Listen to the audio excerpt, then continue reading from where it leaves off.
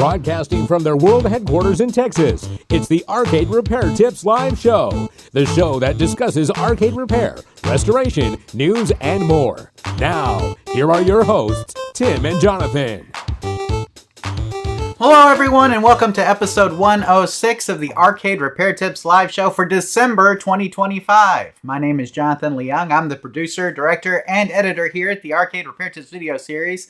And joining me today, as always, is Mr. Arcade Repair Tips himself, Tim Peterson. Now, Tim, you were rushing to get here and just barely made it through in time. Yeah, right? Well, you know, the traffic's a little heavier this time of year, and got behind some school buses and stuff, but I made it here just a little bit late, so thank you guys. I had to eat a couple bites before we get started, but thank you for your patience. But yeah, we made it. It was a crazy day, but you know, we do these live, so there's not a lot of wiggle room, but we got a little bit. Absolutely. Well, first off, let us wish everybody out there, Tim, a Merry Christmas. This is our Christmas episode. We will not have another episode until next year, and a Happy New Year while we're at it, right? Sure. So our next episode will be in January, of course. So, but Tim, I hope that everybody's getting in the Christmas spirit. Tim, are you in the Christmas spirit? You know, we got a lot of people on our street already doing lights and stuff. And my granddaughter loves them. So, you know, it's really Christmas, having her for her first Christmas. We got the tree and all the decorations out last weekend. I'm kind of getting there. I wouldn't say I'm full blown in it yet, but I'm just, you know, like I told you earlier, I'm working a lot of hours to take off for Christmas. You kind of have to work a bunch to get ahead so that I can take off. So I'm getting there, though. I think it's going to be it seems like it's the weather in Texas here has cooled off a lot. It actually feels like fall. So we're enjoying I'm actually enjoying the cooler weather. How about you? Yeah, you know, I'm not enjoying the dreariness, so I feel like we're very dreary here, right? We haven't seen the sun at least, we saw a little bit like yesterday morning, but for the most part, the days have been pretty just gray. Yeah, and kind of drizzly outside, just the kind that gets you wet and cold. Yeah. But I'm enjoying it being cold outside and me being warm inside. I should differentiate that. For sure. And Tim, we're in a little bit different situation here, so lights are up on the house, but the rest of the decorations aren't. I have some inflatables I haven't put up yet, and I have some candy canes lights that I haven't put up yet. The tree is up, but no ornaments are on it. Okay. But I have wrapped presents. Okay, well, so we're all over the place. You're kind of backwards for me. Right, we got the tree up, no presents. Right. No, well, I had to wrap some presents last night, obviously. So, when I did that, I wrapped some other presents, too. So now we have presents under the tree. And the tree is lit and the tree is up, but there's no ornaments on it. It's weird.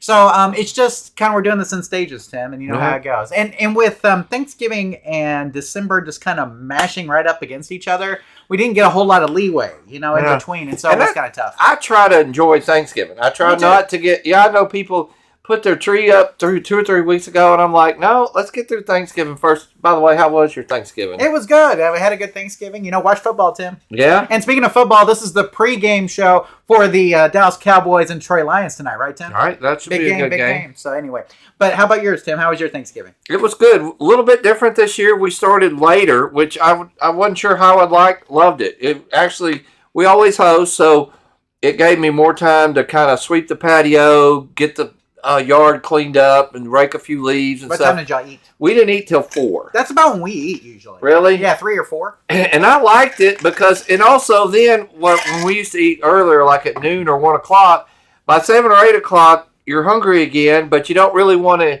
eat the meal you just had. So you're like, what's open? Where can we go? You're trying to get something quick. This was better. This worked out a lot better. In fact, we were eating lunch. We had lunch and just a normal lunch and kind of a little downtime for us while we were getting the house ready and stuff. Do you eat all the typical foods? Yes, we do. So we go to my sister-in-law's, and so she makes, my wife, of course, helps out, but they make the Thanksgiving meal. Mm-hmm. On lunch, we usually just do finger foods because, you're going to fill up so much, So we'll eat a breakfast, and then lunch is this kind of light finger food or charcuterie kind of board stuff. And then we'll eat the late dinner, or the early dinner, I guess, 3 or 4 o'clock. And then about that time, you're getting hungry around 7 or 8, dessert time. Yeah. See what I'm saying? So I think that's the key. How was y'all's Thanksgiving, though? Please let us know in the live chat. And Tim, speaking of the live chat, I'm going to come over here real quick. We got the Real Hammer Billy Lee says, Merry Christmas, Tim. We have Paul Dre. He says, hey, guys. We got Joe Holt here. He says, bah humbug. LOL.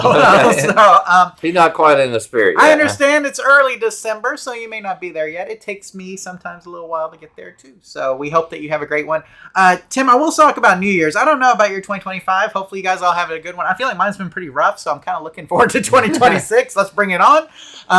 Because it has been there's been some challenges this year for sure. I feel like there are every year. But hopefully the next year will be better. That's what I keep saying. And I don't know. I felt like I remember 2020 being very optimistic about how it was going to go that year, and then all of a sudden everything closed down like in March or whatever.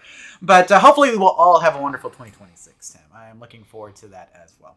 Well, we do want to remind you guys that you can interact with us during the show by saying some stuff in the live chat like some of the others have already done. And you can also ask questions there if you have arcade repair related questions. We'll be going through our questions tonight. Now, Tim, I'm sorry, last month I didn't get a quiz done. Okay. And this month I got half a quiz done, and I was just like, we can't do it tonight. So January we'll do a winter quiz. Okay, but winter no quiz tonight. But Tim, I was thinking maybe a contest. Oh, maybe a contest. So okay. we'll just see. We'll talk about it. Maybe we'll give away something.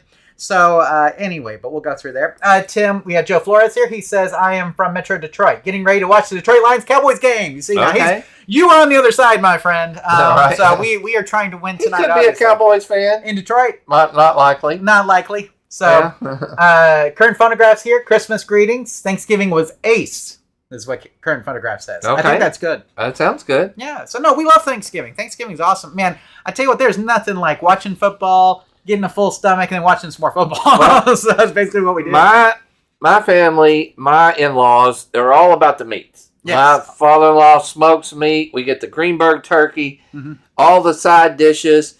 But to be honest, I come from a family where we make like 8 kinds of pies. Okay. Oh, and nice. so, all different kinds of pies. That's one of the things I look forward to. Pie. And we don't really have pie. My mother-in-law makes some desserts, but not usually pie. Mm-hmm. And so what's good about having it later, my daughter-in-law, who had Thanksgiving at her mother's house, knows how I like the pie. So she snuck me about 3 pieces of really good pie of different kinds. Right. So it ended up being really excellent having it later.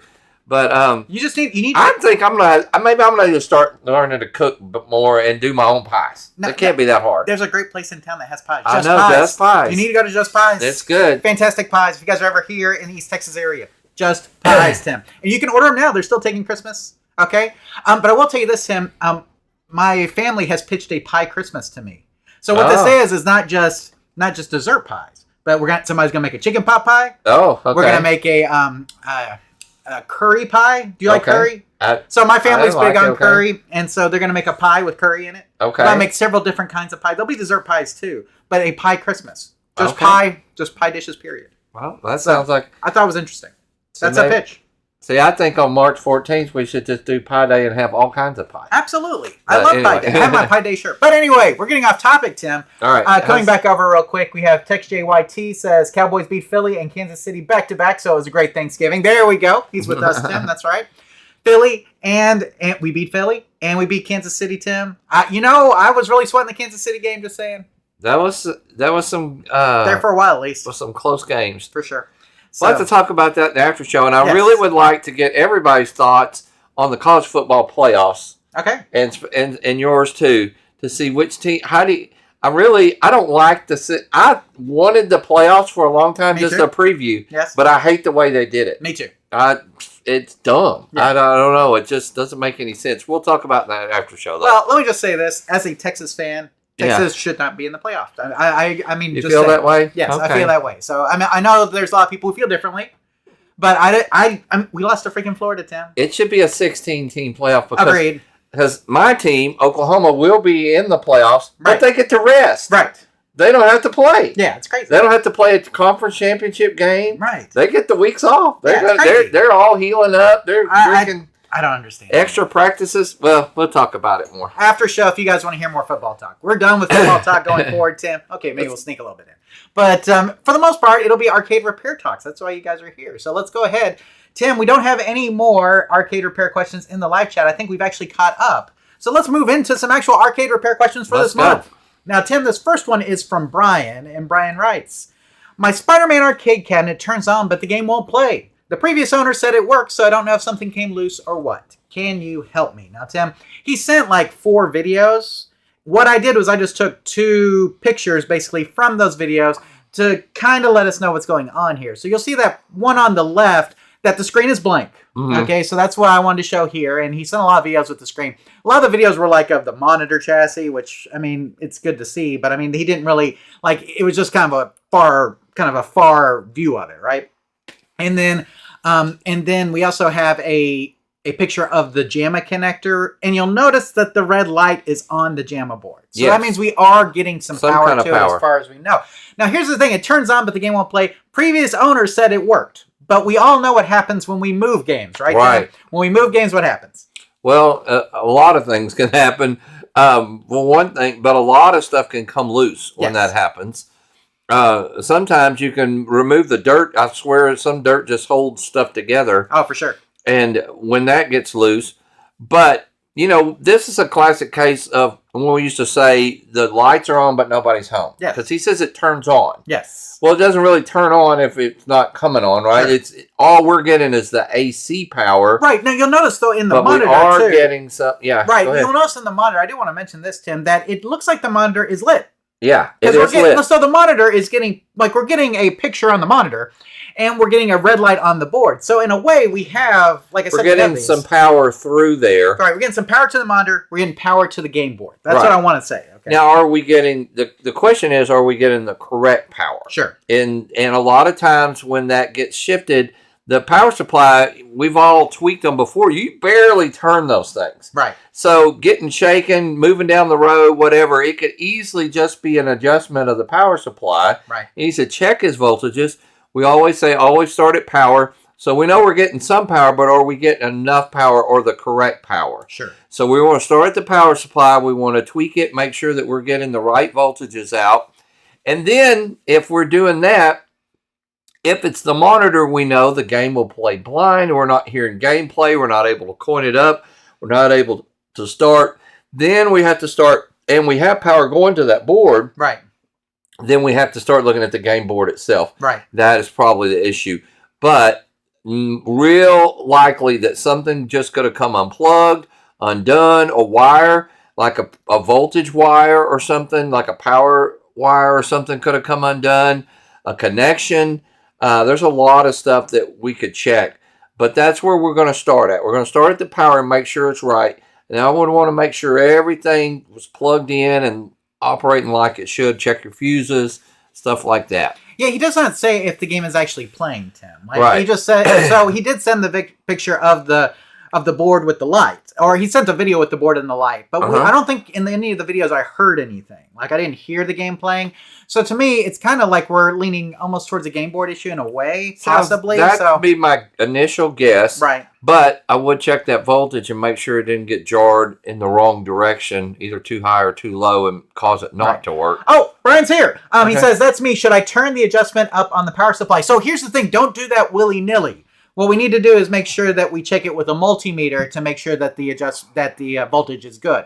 So if we have a video on checking a power supply with a multimeter that you need to check out. And so what you want to do is you want to make sure that your 5 volts reads 5 volts with your meter. If it doesn't, then yes, you do need to turn it up. But don't just turn it up to turn it up, right, Tim? Right. You don't want to be just guessing. You want to, and what we do, this is realistically what I do a lot of times. The first time I check a power supply, I'll unplug that JAMA harness. Yeah. And then I'll check it with the pins, whatever the pins are for the 5 and the 12 volt. They're all in the first 7 pins, or first 6 pins. And once I'm satisfied that that is correct, I'll turn the game off, plug it back up, and then I'll check it on the other side where the board side is. Right. And see if there's a drain or something like that. But or even before I check it at the harness, I'll check it at the power supply itself and see what it's producing. So that's where I would start. Yeah, so you really need to get a meter on this. That's going to be the key here. So, Brian, I'm just going to go ahead and put this up for you so we can kind of talk about some of this stuff. And he did verify, Tim, that the game does not play. Like okay, thank you, Brian. So it is not playing blind, technically. It is just not playing. So the red light on your game board is lit. So it does appear that your game board is getting power. Like Tim said, though, we need to make sure that the voltage is correct. Check the voltage at the power supply and the game board using a multimeter to ensure that the voltage is good. Also, check the connection between the JAMA harness and the monitor. So there should be, from that blue JAMA harness there, Brian, there should be a connection up that goes up to your monitor. Make sure that that connection is in place. Since the game was working, it's very possible that that connection popped out or something like that, and so you may need to put it back in its spot on the monitor chassis. And then make sure the wires and the input pins are making a good connection to the monitor chassis. Tim, we've seen it many times where the input wires, excuse me, where the input pins need some extra solder on them because they get cracked or broken over time. And so you may need to touch up some solder on those input pins as well. Usually you would get some picture if that were the case, but not always. Just depends on which pins it was. Now, if all that checks out, then we do probably have a game board issue of some sort. You could try some of the steps that we discuss in our post and video on inspecting an arcade board. And be sure to check the caps on the board as well. And Tim, this is important because we are not getting anything. And so when you're not getting anything, sometimes it is a voltage problem, and those caps drive that voltage. And so you do want to make sure excuse me, that the caps are good. And if you really need like professional help, Ken at iRepairSega.com works on Sega games. And of course, Tim, this is a Sega game that we're working with here, Spiderman. Right.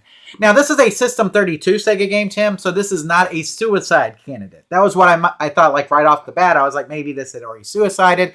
But I believe there's a battery on the board, but that's just for saving settings. It is not for holding encryption keys that would cause a board to suicide. So I don't think there's any suicide issues here, Brian, that you're going to have with your board. And the fact that it was working before, Tim's probably right. A connection issue is probably more what we're looking for. Yeah, my question to Brian, since he's here, is did you see it working, or he just said it was working? Everything was working at some point, right? I'm just Isn't saying that what they say at the arcade auction? It was right. working when it was new. Right. You know? So, I have games like that maybe they're in storage, and I can honestly say, that game was working, and we put it in storage. Right. Now, I can't tell you what after that. So, Brian, did you actually get to see it play? Because if it was playing and you got home, it's probably just a connection or something. If it was been in storage or somewhere and it was working when he stored it, it quite possibly could be your power supply, because those things just die and go bad over time. Yeah. Especially in humidity and stuff. Now, if you want to check that your monitor is working, Tim, you could always get like a test pattern generator. That's a really good thing to get if you wanted to. YouTube Punk gifted us that, the one that we have, which was awesome of him at one point, and I still have it. But those things are super handy for checking the monitor. So basically with that, all you'd have to do is just hook up, there's a little cable that you hook up to the monitor input wires, hook it up to the test pattern generator, and then you can see if the monitor works. So at least you would be able to test that part. But the fact that you're not getting any sound, that's what's probably leading us to more of a game board issue of some sort. Yeah. You should be playing blind if it's getting good voltage and everything. So could be just a voltage issue though, right, Tim? Could be. Okay, so here's what Brian says. I did hear audio for a minute when I got it home and plugged it in, but nothing since. So he had playing blind, it sounds like, and now nothing. Now, when it is booted up, one thing you can try is to coin it up. So if open the coin door and then flick the coin switches down at the bottom, if it's not in free play mode, it may not make any sound. And so you may want to try to flick the coin switches with the game on to see if you hear it. Press the start button, see if you can actually coin it up and start a game. And if it does come up, then the game board may be working properly. So the reason why we want to know if it's making sound is because that lets us know whether it's a monitor issue or not. Your monitor seems to be working. Correct. But if the game is making sound and you're not getting a picture, then you would check the wiring to your monitor, the neck board and things like that. It could be just something that simple that got jarred loose.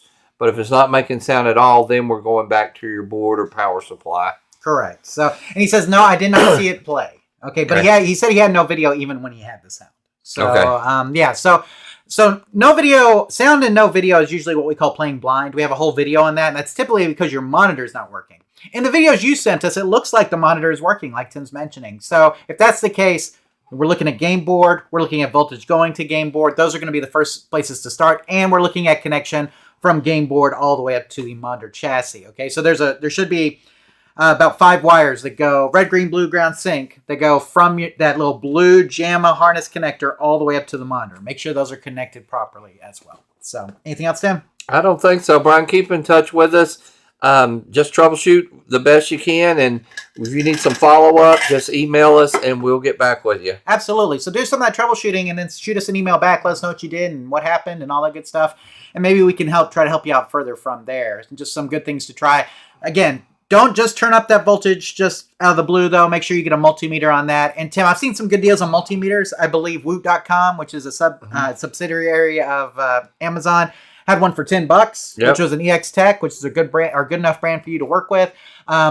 Tim, I at work, I just have the cheapy free Harbor Freight guy that, in a pinch, man, it still works. So you can always get something like that as well.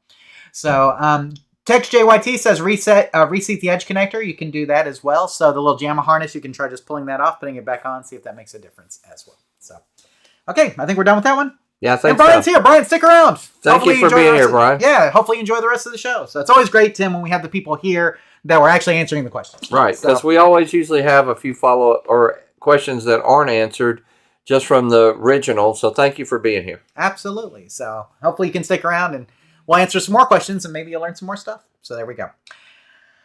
Tim, I think we're on. We've caught up to live chat. It says Jump in General says it's snowing in North Carolina, Tim. Wow. So there you go. Lots of snow up in the Midwest too. Current phonograph says shoveling snow is what they say. So I moved from California to Michigan and I'm shoveling snow. Oh, wow. So that is the one thing about heat, guys. You don't have to shovel it. Just saying. Mm-hmm. So that is one thing about being in Texas, Tim. We get snow like 2 times a year, maybe. Except for Snowmageddon, where, basically everybody's like, electricity went out. Hopefully we never have that again. So, but, around here, don't get much snow. It's mostly rain. So in January, I'm going to be taking a trip, and my boss said it'll either be Illinois or Atlanta. Oh, and okay. I'm kind of hoping for Atlanta in January, but we'll see. I'll go wherever they need me to go, but probably one of them places. For sure. Sounds good, Tim. Well, good luck with that. I'll just say that. So there we go. Okay, Tim, let us move on to our next question from Kutuska. Okay. So Kutuska writes, I've got a Time Crisis 2 Deluxe with 2 50-inch Pioneer projection monitors, and one of the screens lost the game signal. When I push buttons on the monitor panel, I can bring up the on-screen display of the monitor. I cross-link them, and both game boards are working on the working monitor. So, Tim, if you've seen... it's a monitor. Right, if you've seen a Time Crisis 2, there's 2 50 inches side by side. So he cross-linked them, and they both work on the working monitor, but the one that he's got hooked to the other one, the non-working monitor is not working, period. So without electrotechnical knowledge, I can't do any more by myself. Can you give me some tips on what to check, what parts to replace to maybe solve the problem? Thanks. Now, Tim, this is where tonight's title for the episode comes from, Electrotechnical Knowledge for Christmas. Okay. So that's where the episode title comes from. This is from Kutuska. Now, Tim, you have worked on a lot of these projection screen monitors, and I've heard that they're a PITA. Is that a good way to say it? Yeah. So, PITA is correct. PITA, if you don't know what that means, we'll just leave it right there. I won't elaborate on the acronym. But, Tim, the problem a lot of times is that there's not a lot of good documentation on these, right? Right. Now, and there's a lot of difference, and to be honest, it's been a minute. Okay, Yes. so I will spit that out there. Once bigger screen, bigger monitors, LCDs came in, we just didn't see many projection monitors. Now, the thing is like you might be tempted here to say, let's replace it with an LCD, but the problem is this is a light gun game. Right. And so that's our problem. Whereas, like, if you had something like, I was trying to think, like, what's the water jet game you guys used to have? Yeah. Like there's a water ski game Tim used to have that had a big 50-inch projection at Chuck E. Cheese. I can't even think of it either. Wave Runner. Wave Runner. So if you have something like Wave Runner, it doesn't matter. Hydro Thunder or something. Hydro Thunder, right. Any of those that you can replace the projection in fine because you don't have to worry about light guns. But with a light gun game, you kind of have to keep the projection intact, Tim. Yeah. Now, the good news is he has a working one and a non-working one. True. Now, you have the light guns themselves, and there's usually a couple boards in there. Yes. So this is going to be my best way to troubleshoot this.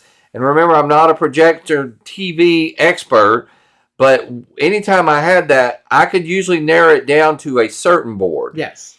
By swapping boards, just like he swapped parts. Be careful and take pictures of how it was hooked up and swap one of those boards, and see if it follows or stays with the game. I was going to say, and this is kind of the same board setup that we see in LCDs, if I remember. You've got like a power supply board, you've got like a video signal, like basically a video converter signal board, and then you've got like this one has a tube powering board, like a board that powers like the tubes. Yes. And so you have these 3 boards in there. LCDs have the same kind of thing in them. They'll have like Now they have a power supply board and then usually just one board that kind of powers the video and backlighting and everything. But back then you'd have a separate board for like the tube display stuff. Like the tube board would be separate from like the video input board would be separate from the power supply.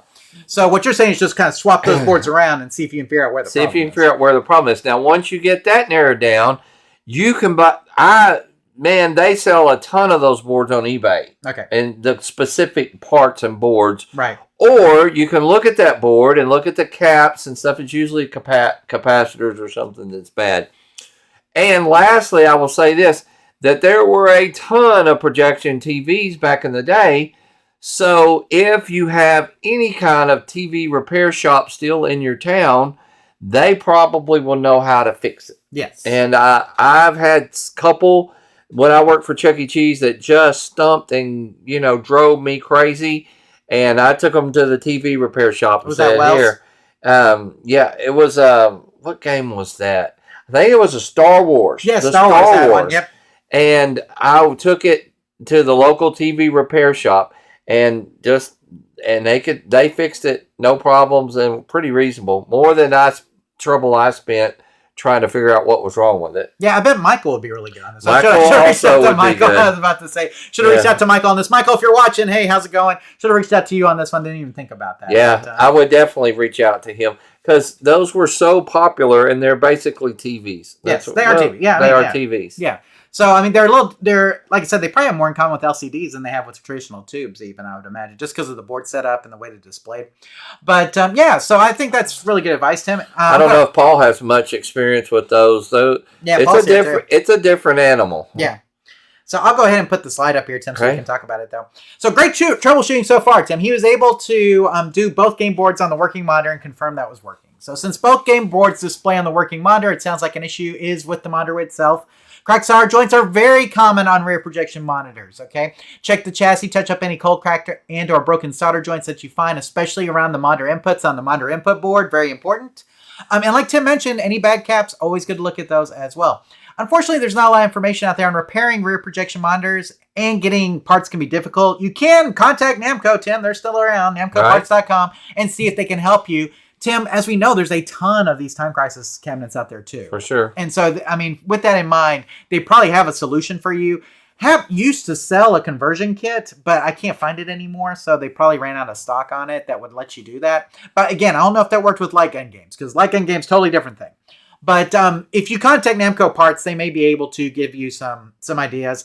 Speedy's One Stop Repair Shop is who their authorized repair shop is, and they may be able to repair those boards for you if you can narrow down which board it is, like Tim was mentioning. So, but really, if you can find a TV repair shop somewhere near you, those guys still know how to work on that stuff. Typically, should be. Yeah, I remember, Tim, when I worked at Best Buy. Man, I couldn't remember how many. We had a whole floor of projection televisions. Right. That's how long ago I worked there. But there was literally projection televisions everywhere, and they were like $5,000. Now you can get a 50-inch for $200. So I mean, it's just 55-inch for $200. It's amazing how the cost of televisions has just bottomed out. But projection TVs are very pricey. Tim, I think you mentioned another good thing about the eBay, like checking the part number on the board on eBay. You may be able to find found some on eBay before. Yeah, for sure. Or there may be a repair service, too, that you could ship your board off to and get it repaired as well. So I think that's some good stuff. So hopefully Kutuska can figure it out going forward from there. So just keep us posted. If you need additional help, let us know. Tim, going over to the live chat. Joe Holt says, Garner, NC, North Carolina, no snow yet. Sorry, guys. We get excited because snow is only once every few years. And that's how it is here, too. Kind of here, yeah. Yeah, for sure. Jump in general, what's your opinion on the Pandora's Box boards and gameplay? I like them. I've got a couple of them. No problem with them. They play well.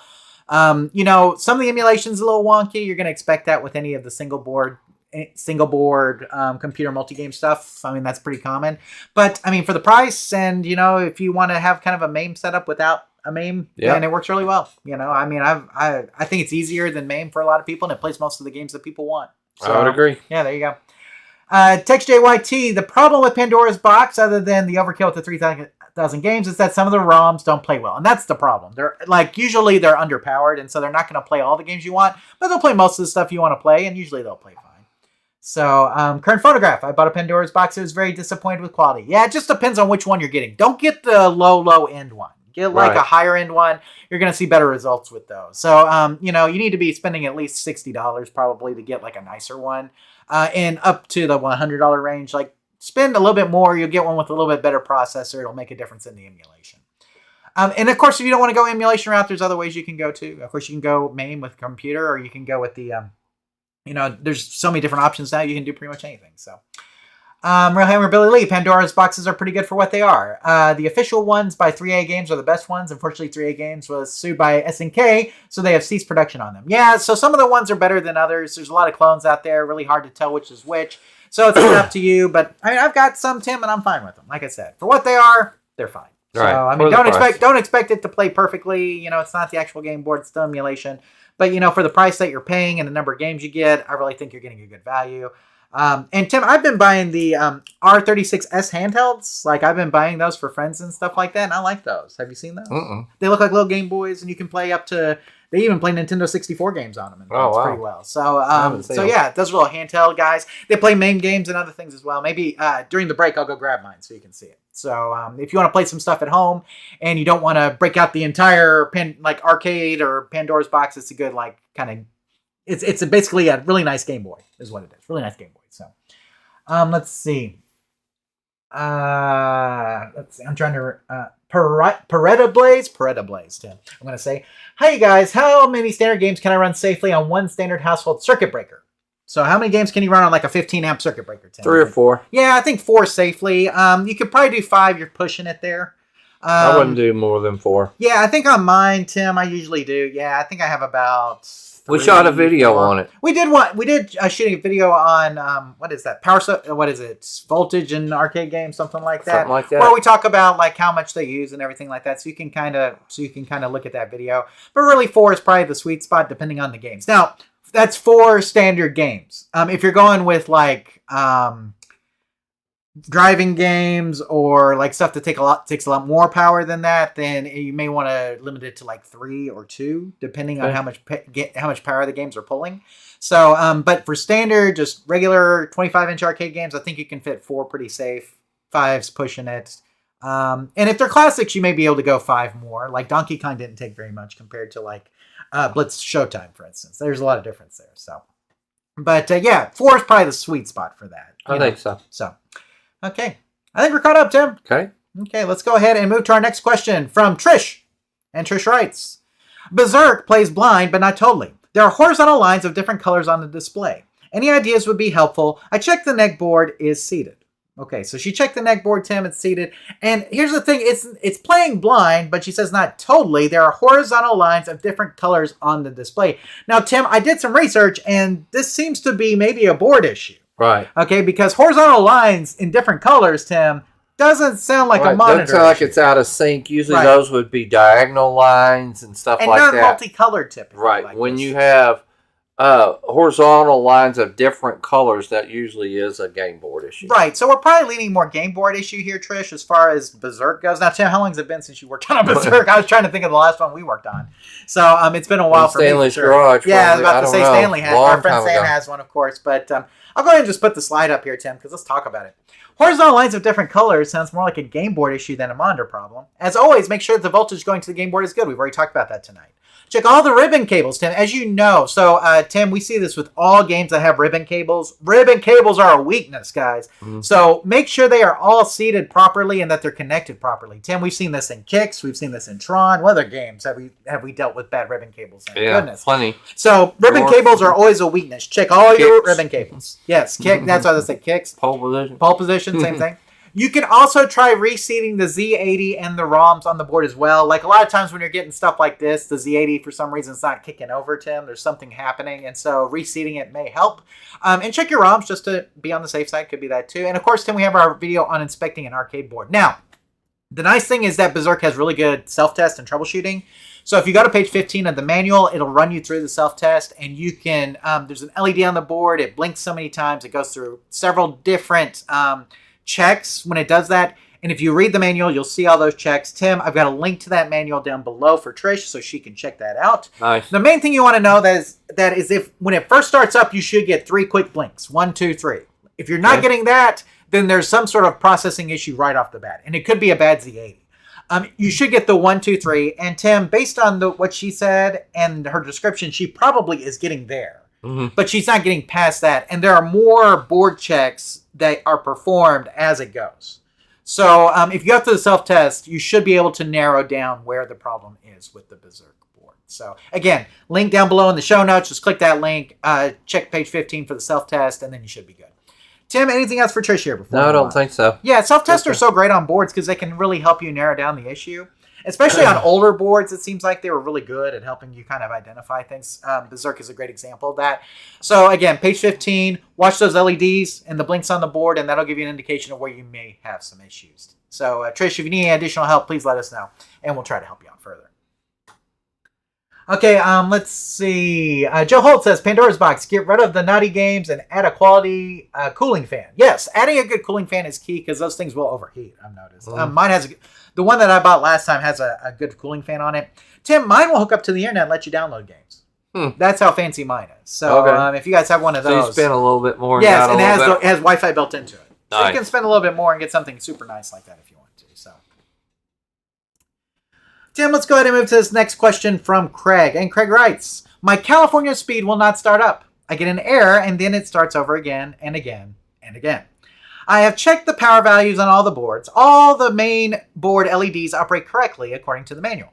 It was great. It was working great, and now it just won't boot. Replace the hard drive and wheel driver board. Any other suggestions? Now, Tim, I know it's hard to read there on the screen, but it's saying something to the. Let's see if I can read it real quick. It's saying something to the effect of that it can't load or it cannot find any more textures, and it's looking at a specific directory on the hard drive. Yeah, it sounds like a software issue. Like it needs to reload. So here's the thing, though. He did say he replaced the hard drive. So typically, whenever it's having a problem loading a texture, it'd be because the hard drive is not working. There's something you can't load off the board. But he's saying he replaced that, Tim. So with that in mind, what do you think Craig can do in order to get this up and running? Well, he's got to make sure there's voltage. He said he checked the voltage, right? I'll go back real quick, Tim, just to make sure. He says I checked the power values on all the boards. So I assume that means the voltage is correct. Okay. So, I mean, normally we would think it is a hard drive problem, but something in the software could be bad too. I'm wondering if there's a reboot disk or something like that he may need to just rewrite. Right, and sometimes what will happen too is that you will get an image of the game, but you'll have the wrong ROM set that matches that. So you'll notice, like when you buy a hard drive replacement from like Arcade Services, for instance, it'll come with the hard drive adapter and a ROM image to put on there because some different versions of the board load different things from the hard drive, right? Okay. And so, like if you have a mismatch with the ROM and the flash and the compact flash drive or the hard drive, then you could have files not being looked for that should be looked for, and vice versa. So you may just need to make sure that the ROM that you have installed that lists all the textures and files that it's trying to load matches whatever the hard drive version is. You need to make sure that those two match. It could be a bad ribbon cable. Like, I mean, I know we were talking about ribbon cables just a minute ago, but as you know, those are IDE ribbon cables, old school hard drive ribbon cables on those things. But if that hard drive ribbon cable dies, it may not be giving all the data, some of the pins, or it could be that when you plugged in the new hard drive, you bent some of those pins. That happens sometimes too, right, Tim? And so make sure that the pins on the hard drive, the pins on the board, and the ribbon cable itself are all connected properly. So I would definitely try to go into the test mode too. Yes, test mode. Test mode. You can. I think they have a test in there for the hard drive too, Tim, if I remember correctly. It has a memory test, so that may be part of it. Something like that. Yes, and it has a disk test in it as well, I believe. So maybe doing the disk test would help you. Okay, is everything that I need in there? Tim, you mess a lot with these hard drive games. I mean, have you ever seen something like this? Yeah, that's why I was thinking that a lot of times it would be some kind of file would be corrupt, and we would have a reboot disk that we would go and we'd put it back in there, and a lot of times it would rewrite the hard drive and stuff, and then it would work sometimes. That's what I remember. Sorry about that. I need to take a drink. Okay, sounds good, Tim. Well, let's go ahead and throw up the slide real quick so we can kind of discuss what we just said. The error you're getting seems to indicate that the game board cannot load some information from the hard drive. This could be due to incorrect voltage, a hard drive problem, or a memory issue. And again, start off by making sure the board is getting the correct voltage. Now, Tim, he said that he had the voltage correct, but we know that these boards are super power hungry. Yeah. And so he may need to turn up his voltage to like 5.05 or 5.1 on that 5-volt DC line, because sometimes 5 volts alone is just not quite enough. Right. So 5.05 or 5.1 may give you a little bit more voltage to make that kick over correctly. And Tim, what you can do is if you unplug the hard drive power adapter, turn on the game, and then check the power at the hard drive power adapter, you can see how much power it's getting. Correct. And so you may want to do that just to make sure that the hard drive is getting the correct voltage. If the voltage is correct, then make sure that the hard drive is working, connected properly. Try replacing the ribbon cable and checking the pins where the ribbon cable connects, because all it takes is for one of those to get bent out of shape and you're done. Make sure that the board version matches the hard drive version like we were talking about. So usually there's like a ROM chip that comes with the hard drive, if it has a matcher, and so just make sure those two match. And then you can try going into test mode and running the test to find the issue. Again, there's a disk test in there, Tim, that you can do. Disk test that you can do, and that will tell you if the disk is operating properly, and so you may need to do that just to make sure. Tim, is there anything else here for Craig before we move on? I don't think so, but Craig, keep in touch with us if we can be more of help. And we also put a link to the manual for California Speed down below as well, Tim. So if you need that manual to get into that test mode, then you can just go ahead and go there, and it'll get you in there. So Craig, hopefully answers your question, and good luck getting your California Speed back up and running. Tim, coming over to Berzerk Show, what happened to the Galaga that used to be behind you guys? Good you guys noticed. So one of Tim's friends, a mutual friend of ours, was looking for one. He wants to open an arcade. And I said, I have this one here, and it's just not getting played much. And so I sold it to him, Tim. I sold the game. It's been a long time since I've sold one, but it went to good hands. Exactly. So, our mutual friend Mike has it now, so good luck, Mike, with it, and we wish you the best of luck. And last week he bought a Donkey Kong, a Super Mario Brothers. You guys have that friend that kind of had one game and now he has like 15. Yep. And so he is kind of. He really wants to open a classic. Yeah, but he really wants to open a classic arcade. And Mike's deal is he likes to do the artwork and the restoration on them. And so I help him a little with the electronics, but although he's learning quite a bit and getting better at that. And we did some lights and fixed all that, but he wants everything working on them and everything. So it's kind of nice to see somebody take a lot of pride and a lot of time into re-artworking and getting everything up and going. So hopefully he'll find an arcade to put them in one day. But I don't know. I think he just needs to buy a house and put them in there, and we can go play them. But yeah, I was about to say that's the thing. You sell a game to a friend, you can go play it anytime you want. So he lives in an apartment. He no longer has a garage. Yeah, exactly. So, we sold it to Mike, but Mike's a good dude, and we wish him the best of luck. So we'll introduce Mike one of these days. Yeah, we'll have to show his arcade for sure. Yeah, maybe you can get some. You go over there, get some video, and we'll play the video on the. Man, every time I go, it's more, and they're all classics, guys. I mean, it is just. It's really nice to see the love that he's putting into those games, and he's local. Yeah, and he's local too, exactly. So, and that's the only one I've sold. I promise. There's nothing else gone, but he really wanted one, and I just, I don't play it enough to keep it, and so I was kind of like, well, there it goes. So, wish him the best of luck with the Galaga for sure. Tim, we just got $20 from Text JYT. Thank you very much, sir. That's amazing. Awesome. He says, Merry Christmas. Thanks for all you do. Thank you for being here, and thank you for your donation. Thank you so much. It means so much to us, and we hope that you have a wonderful Merry Christmas too. And if you're, and he's a Cowboys fan too. You gotta love that. So. Go Cowboys. That's what we'll say. Hayesville Arcades here, checking in, Tim. We got them. And Brian says, I got a Galaga today. The monitor is dark though. So heck yeah. Yeah, so on on monitors that are dark, sometimes you just need to turn up the brightness. Sometimes a recap, that's something a recap actually works pretty well to do, is to make it a little bit brighter. Sometimes you need a tube rejuvenation. So. Let's say, one of my favorite stories was we were at a putt-putt, and she had a Galaga, and it was really dark like that. And so I'm adjusting, and is it getting any brighter? No, it's not getting any brighter. And so I figure I'm going to have to pull everything out, take the tube with me, and go home.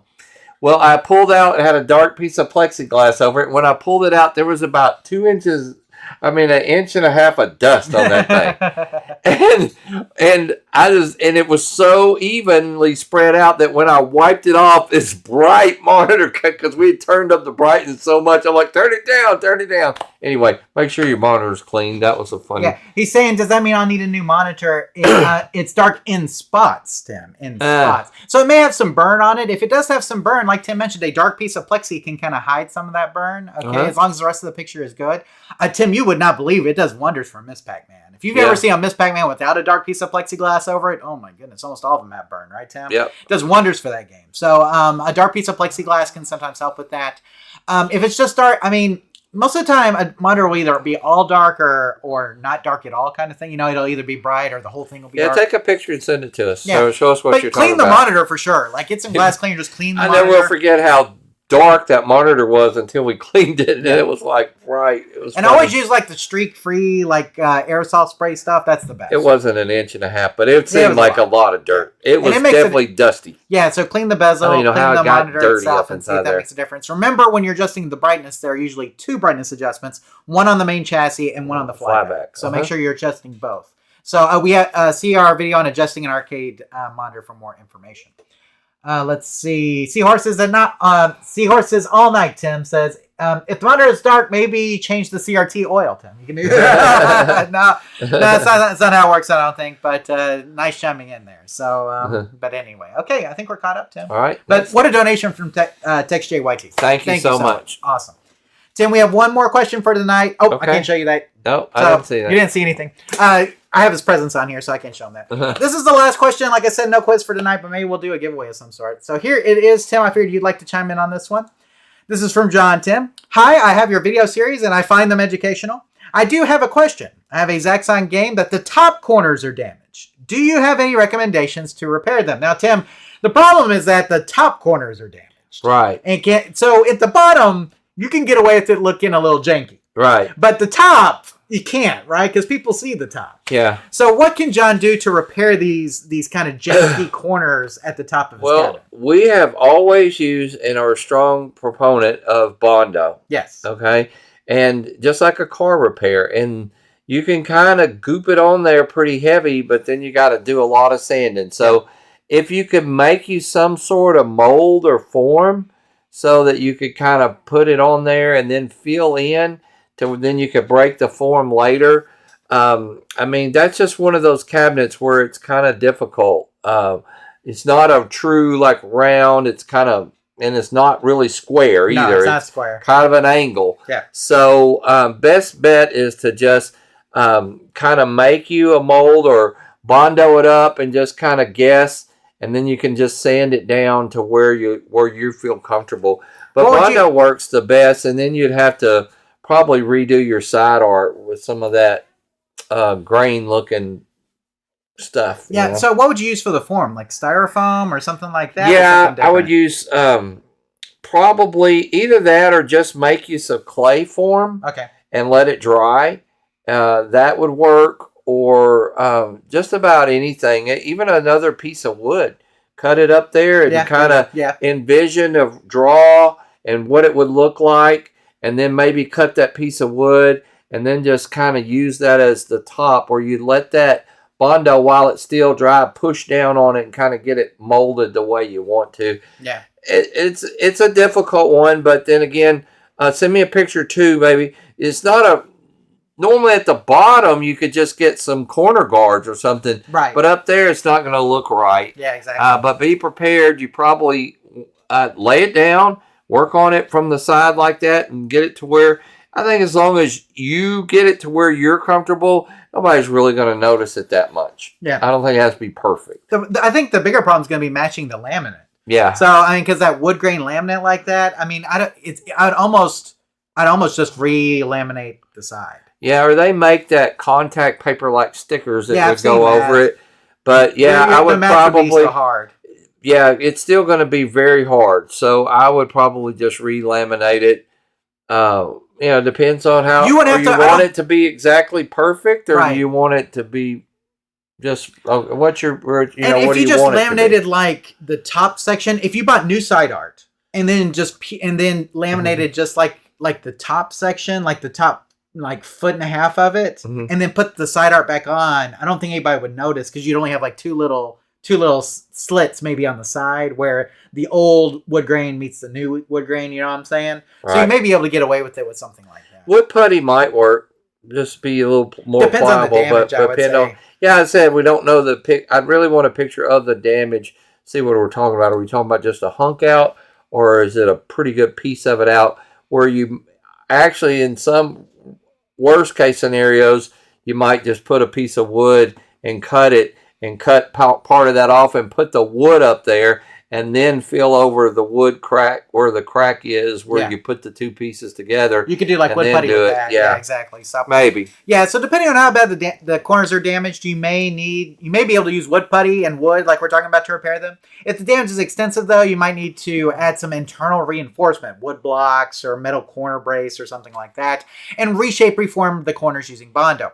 Matching the repaired corner to the cabinet's wood grain look will be a challenge as well. Might be worth re-laminating the cabinet after the repair if you can find some panels, or like Tim mentioned, maybe the little sticker, the wood grain sticker. So for mica or another material that match the original look of the cabinet. Like I said, if you're up for replacing the side art, it may be worth just doing like the sticker and just doing like the top like foot of it, and then just coming back with the side art over that. Right. He didn't necessarily say it was the front corner or the back corner. He just said the top corner. See, the back corner would be a lot easier because the side art almost comes up there. Yes, it does. Correct. And you don't see the back. That's part of it too. Or even the front, you could put the side art a little closer if that would help you. Yes, exactly. So the side art gives you a little bit of wiggle room as far as like how much of that wood laminate you're going to need in order to get that wood grain look that you're looking for with that. And so, but I think I'm going to go back to real quick and flip. He does say the top corners are damaged. Right. He doesn't say how damaged. The front or the back. Right. No. He's not telling us how damaged. He's just saying that they're damaged. Front. Right. Exactly. So, so I mean, I think it just depends on the extent of the damage. And John, if you want to send us a picture to let us know exactly how much damage it is, we can probably give you a better idea.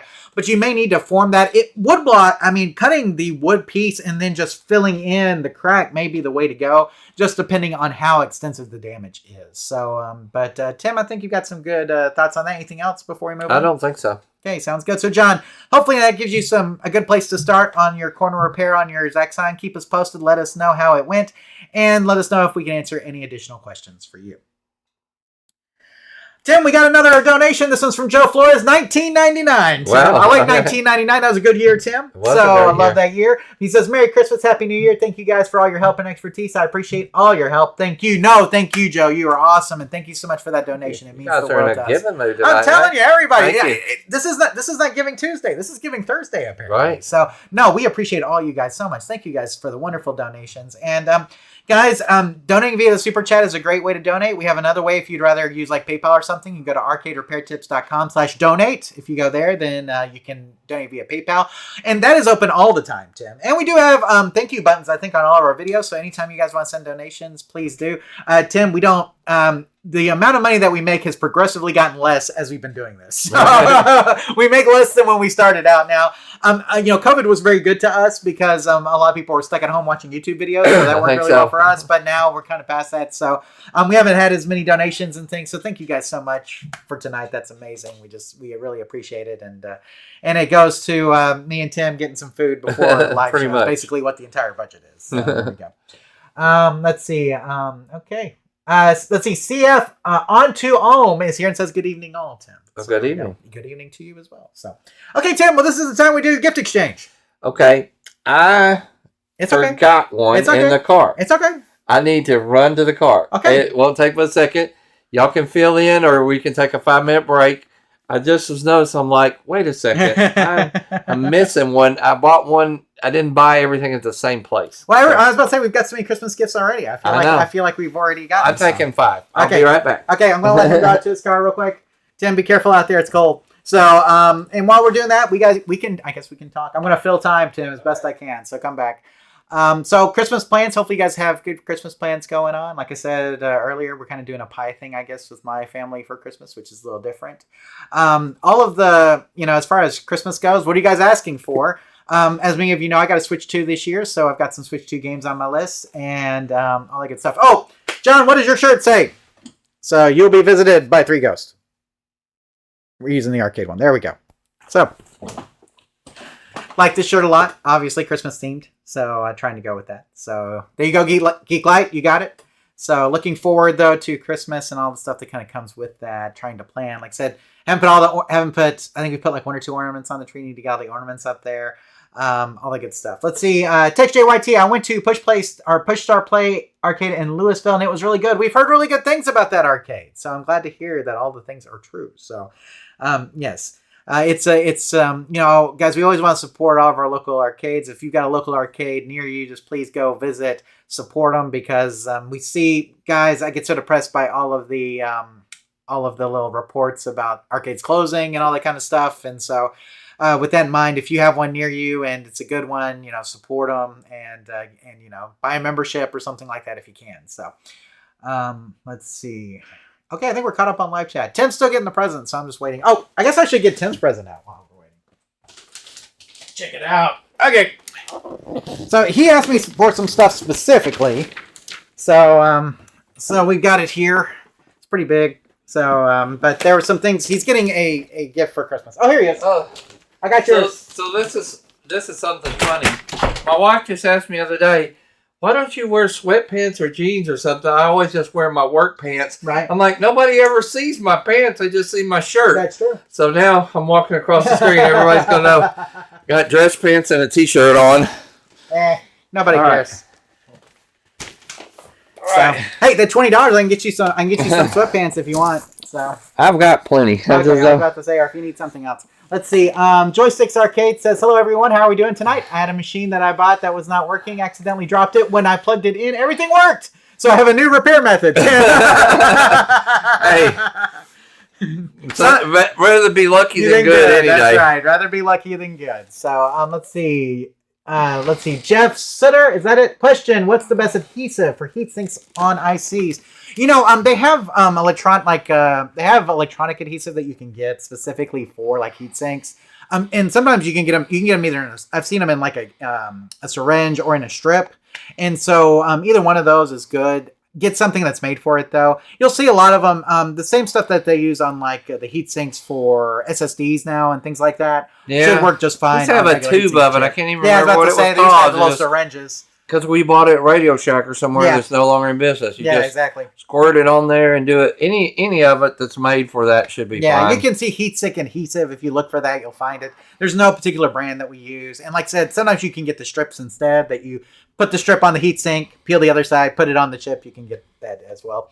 Let's see. Jumpin' Joe. I hope Santa brings me a room full of vector games. Well, I hope he also brings you a lot of repair manuals, too. All right. And all of the working vector games that you can get. Right. So, let's see. Seahorses at Night All Night says, don't open it, Tim. It's a trap. It's a trap. Okay. It's a trap. It's a trap. Okay, there we go. Well, here you're going to see something. Jonathan is really good at rapping. I suck at it. He gets a bag, but he gets a cool Star Wars bag. Yeah, hey, I got a So I've got mine. This is mine. Hang on. I had something fall. Okay, here. Okay, there we go. That's your extra one that didn't make the bag. Okay, so Tim, I asked him like what he wanted, and so he said he was getting a particular item for Christmas. So I got him things based on that item. So. Okay. Sweet. Why don't you open that? I'll go. We're gonna do this one at a time. We got time. All right. It's a trap, Tim. It's a trap. Actually, mine's probably a trap. It's a big box. It's Star Wars. Okay. It's a PS4. It's definitely a PS4. Because our budget's definitely PS4. Right. You wouldn't play a PS4. I get you one, but you wouldn't play. Oh, wow. Oh, sweet. So I didn't know what kind you were getting. So I don't know either, but that's got the receipt on the back. So okay. if it doesn't fit it, send it back. But show everybody what you got. So I'm getting a new, supposedly, I'm getting I know what my wife got. Yes. And so she says, what kind of in that price range? She got some hex clad pots. Oh, nice. Those are expensive. They are very expensive. So anyway, I'm getting a grill out of it. Where she gets 2 pots, right. 2 pans, and I get a grill.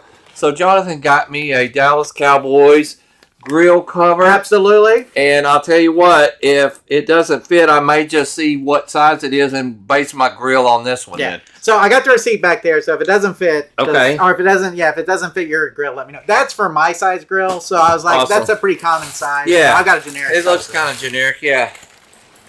All right. And then this. You can probably guess what that is. I think I know what this is.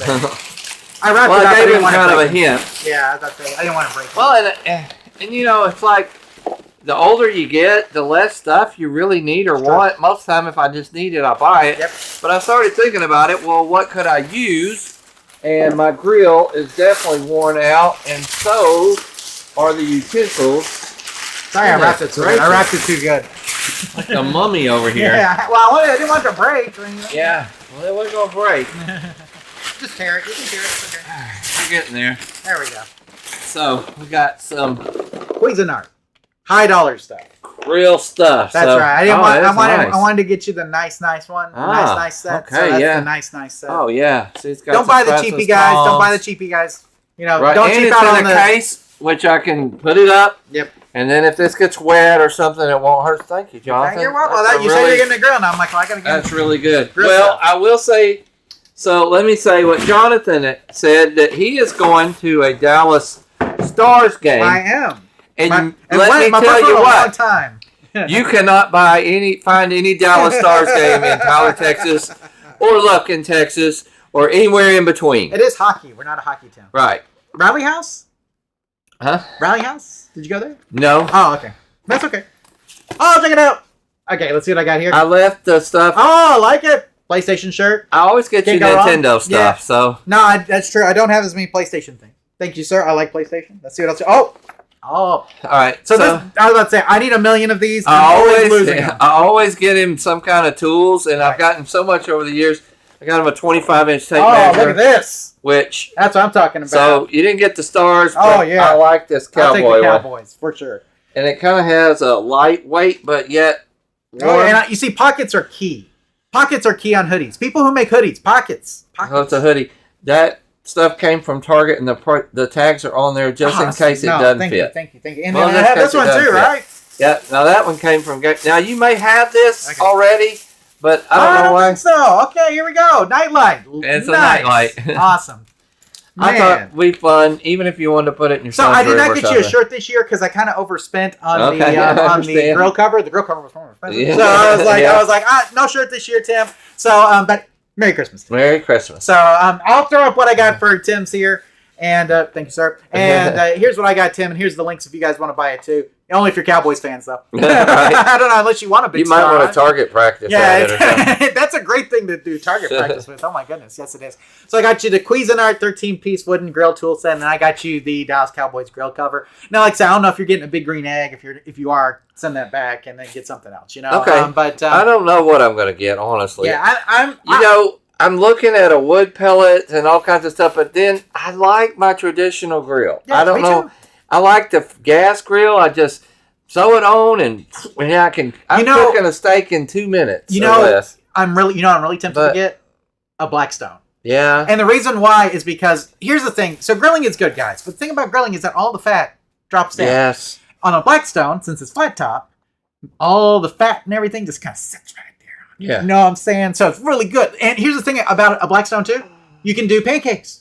You can do breakfast. You can do eggs on it. See, my wife loves to cook breakfast, but bacon always stinks up the house, or sausage. You cook bacon on the Blackstone. You cook it outside, and you let all your neighbors know they're going to be hungry, That's right. So I've been thinking about a Blackstone. And here's the thing. Easier to clean. Grills are hard to clean. So what I've gone to is the grill mats. Have you gone to the grill mats? Yeah. So I do grill mats, but the problem with the grill mats is you got to clean them too. Yep. With a Blackstone, like flat top grills, easy. You just you take some ice, boom on it. It takes all the stuff off, and then you just scrape it off, like no problem. So I'm really considering a Blackstone for my next grill. I did get me a fancy. I was kind of hoping you might get me that, but one thing I knew I didn't have, I needed a new grill brush, but I don't like the brush because you get the bristles in the there. Wires, So I got a new kind. It's real fancy. It's that same brand. Cuisinart? Yeah, it's a Cuisinart, and it just... Is it the wood style? Yeah, it's kind of like, it's got a wood handle, but then it has these, I don't know, it looks like little coils, kind of like... Oh, man. We used one of those in Colorado at the house that we rented. That thing was awesome. It is awesome. I was like, man, I need to give me another one of those. Yes. But it doesn't bristle and flake off. It kind of looks like disc like you see behind a tractor that's doing a field or something. Mm-hmm. And you can clean the grill. Yeah. Anyway, we get excited. I love to grill. Yeah. Well, you see, and here's the thing. I've been the beneficiary of your grilling before. So I've had Tim's grilling, and it's really good. So I'm always over there. But, Yeah, I mean, guys, like grilling is it's an American guy thing to do. It's right? one of my like favorite things to just listen to the game or something, go out and grill. I grill at least twice a week. Yeah. And that's, so to be you're honest, more than me, so. Yeah. Now, every year, my company gets us Omaha steaks. Oh, yeah, that's And so awesome. the nice thing about that is I can pull that anytime. My favorite time to grill is in the middle of the summer with my yacht rock on, Tim, and my cold drink in hand. Right. And I am sitting out there flipping my burgers or my steaks. Ain't nothing like it. So, for sure. So, yeah, grilling is just it. So, I don't know what you're going to get, but if it doesn't fit, we'll please change return and get another one. Yeah, we'll get the correct one. Thank you. So, yeah, exactly. Because, but the one you that I gotta have have a cover though, for sure. Yeah, the one that I have has it has the burner on the side, which I do like, and then it just has like the four burners inside. Well, what's good about a grill in Texas is too that anytime we have a snowstorm or any kind of storm, your electricity may go out. You can go out and cook on it. Yep. And so that's why I like the gas too. So I'm still torn, but I'm going to do some shopping this weekend, and I'm not in a rush, so I'll get one pretty soon. My old grill has had it. Yeah. I've gotten you flashlights in the past. This is kind of like my flashlight. This is the thing I can never find when I need it. And Tim knows this. I literally have a bucket of these. Yeah. A bucket. Because I can never find a freaking tape measure when I need it. Well, I have one in the car. Yes. One in the shop. One in the house. One in the junk drawer of the house. But it's like when you need it, you can't hardly find it. And I've got a keychain one, but the problem is it's too big for my keychain. You know what I'm saying? Like, and so I can't carry it around with me all the time. How many times do you need it? You need one all the time, I feel like. Right. So flashlights, tape measures. Yes. Can't have enough. Can't have enough. If you got a guy friend, you don't know what to get them a tape measure or a flashlight. For sure. You're set. Absolutely. Or if they're a gamer, you can always get game cards or something. Absolutely. Let's see. Jeff said, I got you something to repair. No, I didn't. Current Photograph made a donation of $10. Thank you so much, Current Photograph. Wow. Say Merry Christmas and Happy New Year. One day I'll open my arcade. We believe in you. You can do it. So you can do it. Get out there. Make your own arcade. Do it. Tim, that's some of the fun. Probably some of the most fun we had was running an arcade, but man, it was a lot of work. Yeah, it was a lot of work. So just be prepared for the work side of it. But we did have a blast. We had a blast doing it. So let's see. I hope Jonathan's present would be a Star Wars Episode 1 Pod Racer Deluxe. Yeah, absolutely. So that was from Seahorses All Night. Geek Light. Where's the off switch for the wrapping paper? So no off switch, unfortunately. So let's see. Tex JYT says he's heading out. Tim, thanks again. Merry Christmas and go Cowboys. Go Cowboys! And thanks again for the donation, sir. Hope you have a wonderful night and a wonderful Christmas. Let's see. Hayesville Arcade. Happy holidays, guys, and have a Merry Christmas and a Happy New Year. Same to you. Seahorses All Night. Let's see. Hank Hill would be proud of Tim. Taste the meat, not the heat, right? Yeah. Absolutely. Propane. So, for sure. No, so we do that every year in the December episode. We always do our present exchange, Tim. I'm sorry you didn't find any Dallas Stars stuff. It is tough to find. It really is. And what was funny was they're the best team in Dallas. That's the funny thing. So yeah, and I was like, but in Lufkin too, and of course my second choice, if I can't find that, it's always you like Ranger stuff. Always. And they have a ton of Ranger stuff. Right. But then when I was in Lufkin, it was all Astro stuff. And we knew better than that, right? We knew better than that. You can't buy that. Yeah, it wasn't they didn't even have UT stuff there, you know? Really? Like it that was close to Austin? No UT stuff? Yeah, it was just awful. That's awful. Anyway, but I thought, well, when I get back, Academy and Tyler will have something, so I stopped away.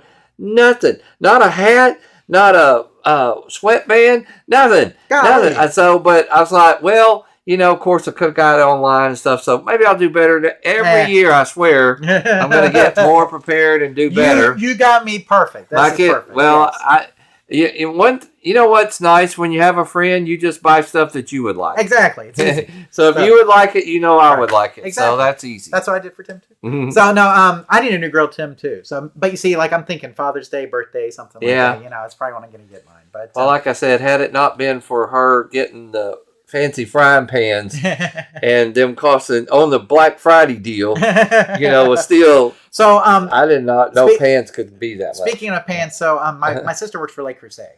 Okay. And so we have a ton of Lake Crusade, but you know how expensive Lake Crusade is. I did not know. Oh, Lake Crusade is super expensive.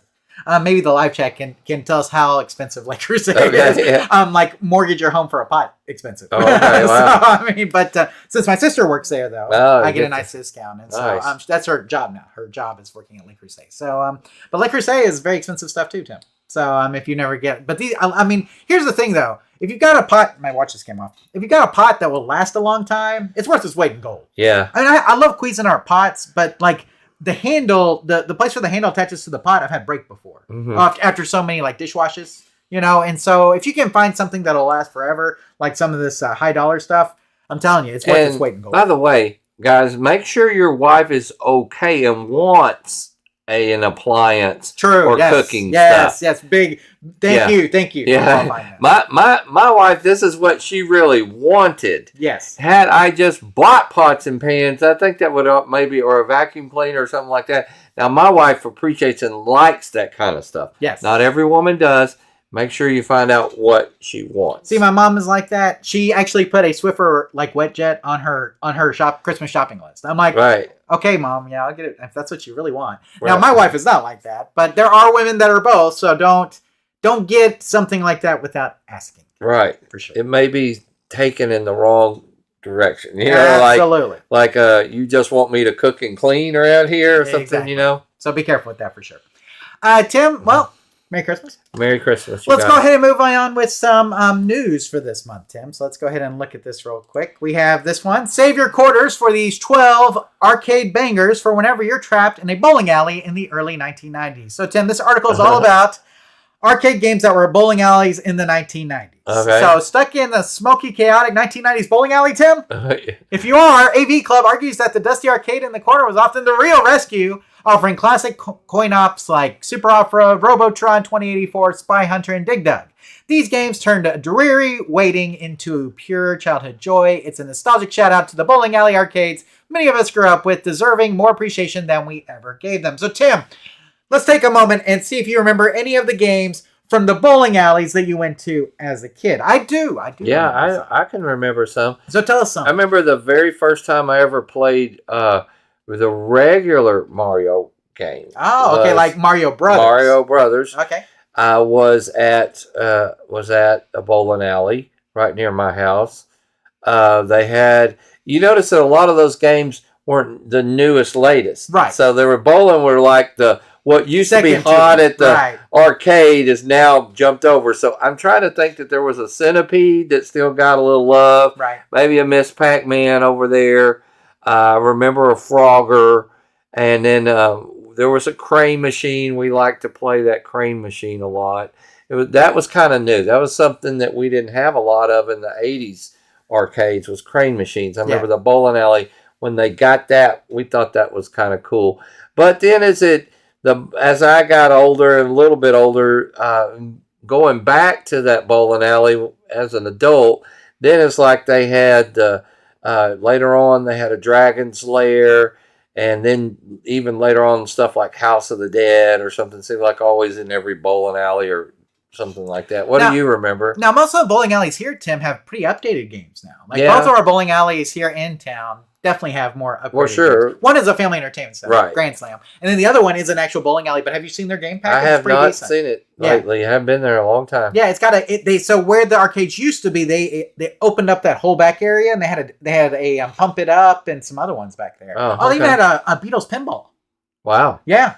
So just to tell you, so the bowling alleys here have done pretty well. Now that bowling alley, which is called Green Acres Bowling Alley here in town, Tim, that's the bowling alley I grew up going to. And when I was there, they had like the original Tekken or Tekken 2. So like Tekken 3 was out, but they were still rocking like the Tekken 2, right? Like, and so I remember I would play it though. Like I would bowl, and when the time was up, we would go over there and play some games at the arcade. And they had a Miss Pac, Tim. I remember a Miss Pac specifically still being there. And this is like the late 90s.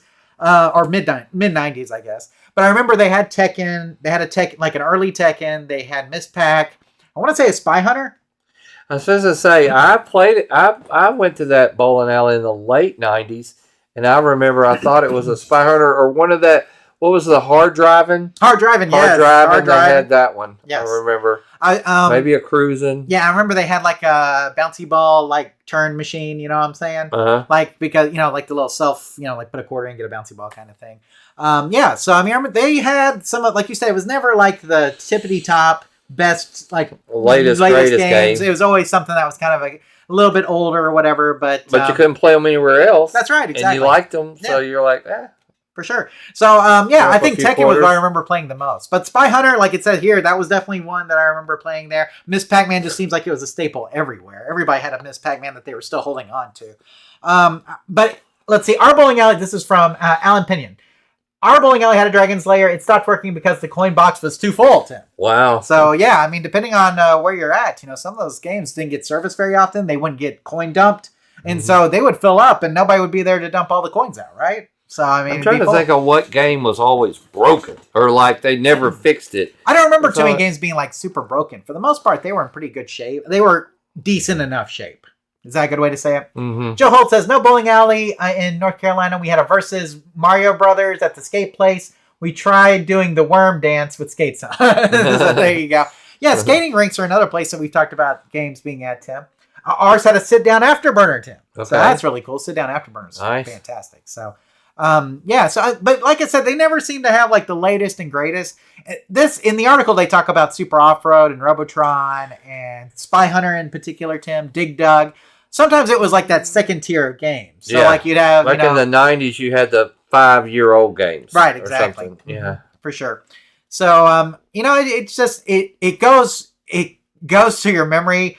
Current Phonograph said Spy Hunter is a cool game. Spy Hunter is a cool game. It was a cool game, But it just goes to show you that, I mean, people don't realize how everywhere arcade games were. They were at the bowling alley, they were at skating rink, they were at freaking gas stations. Like, arcades were everywhere. Mm-hmm. I mean, 7-Elevens, Tim, had their own arcades, remember? For sure. So it's like, sometimes we forget that now because we don't see them nearly as much as we used to. Now we have to go to usually a place that is an arcade in order to play. So, It just thinking about that brought up a lot of good memories for me, and hopefully it does for you as well. And if you guys have any other games that you remember playing at the bowling alley, please chime in the live chat or in the comments below if you're watching this after the live show is live, and we'll look at them and maybe we can all have a nice little trip down memory lane. Okay. So there we go.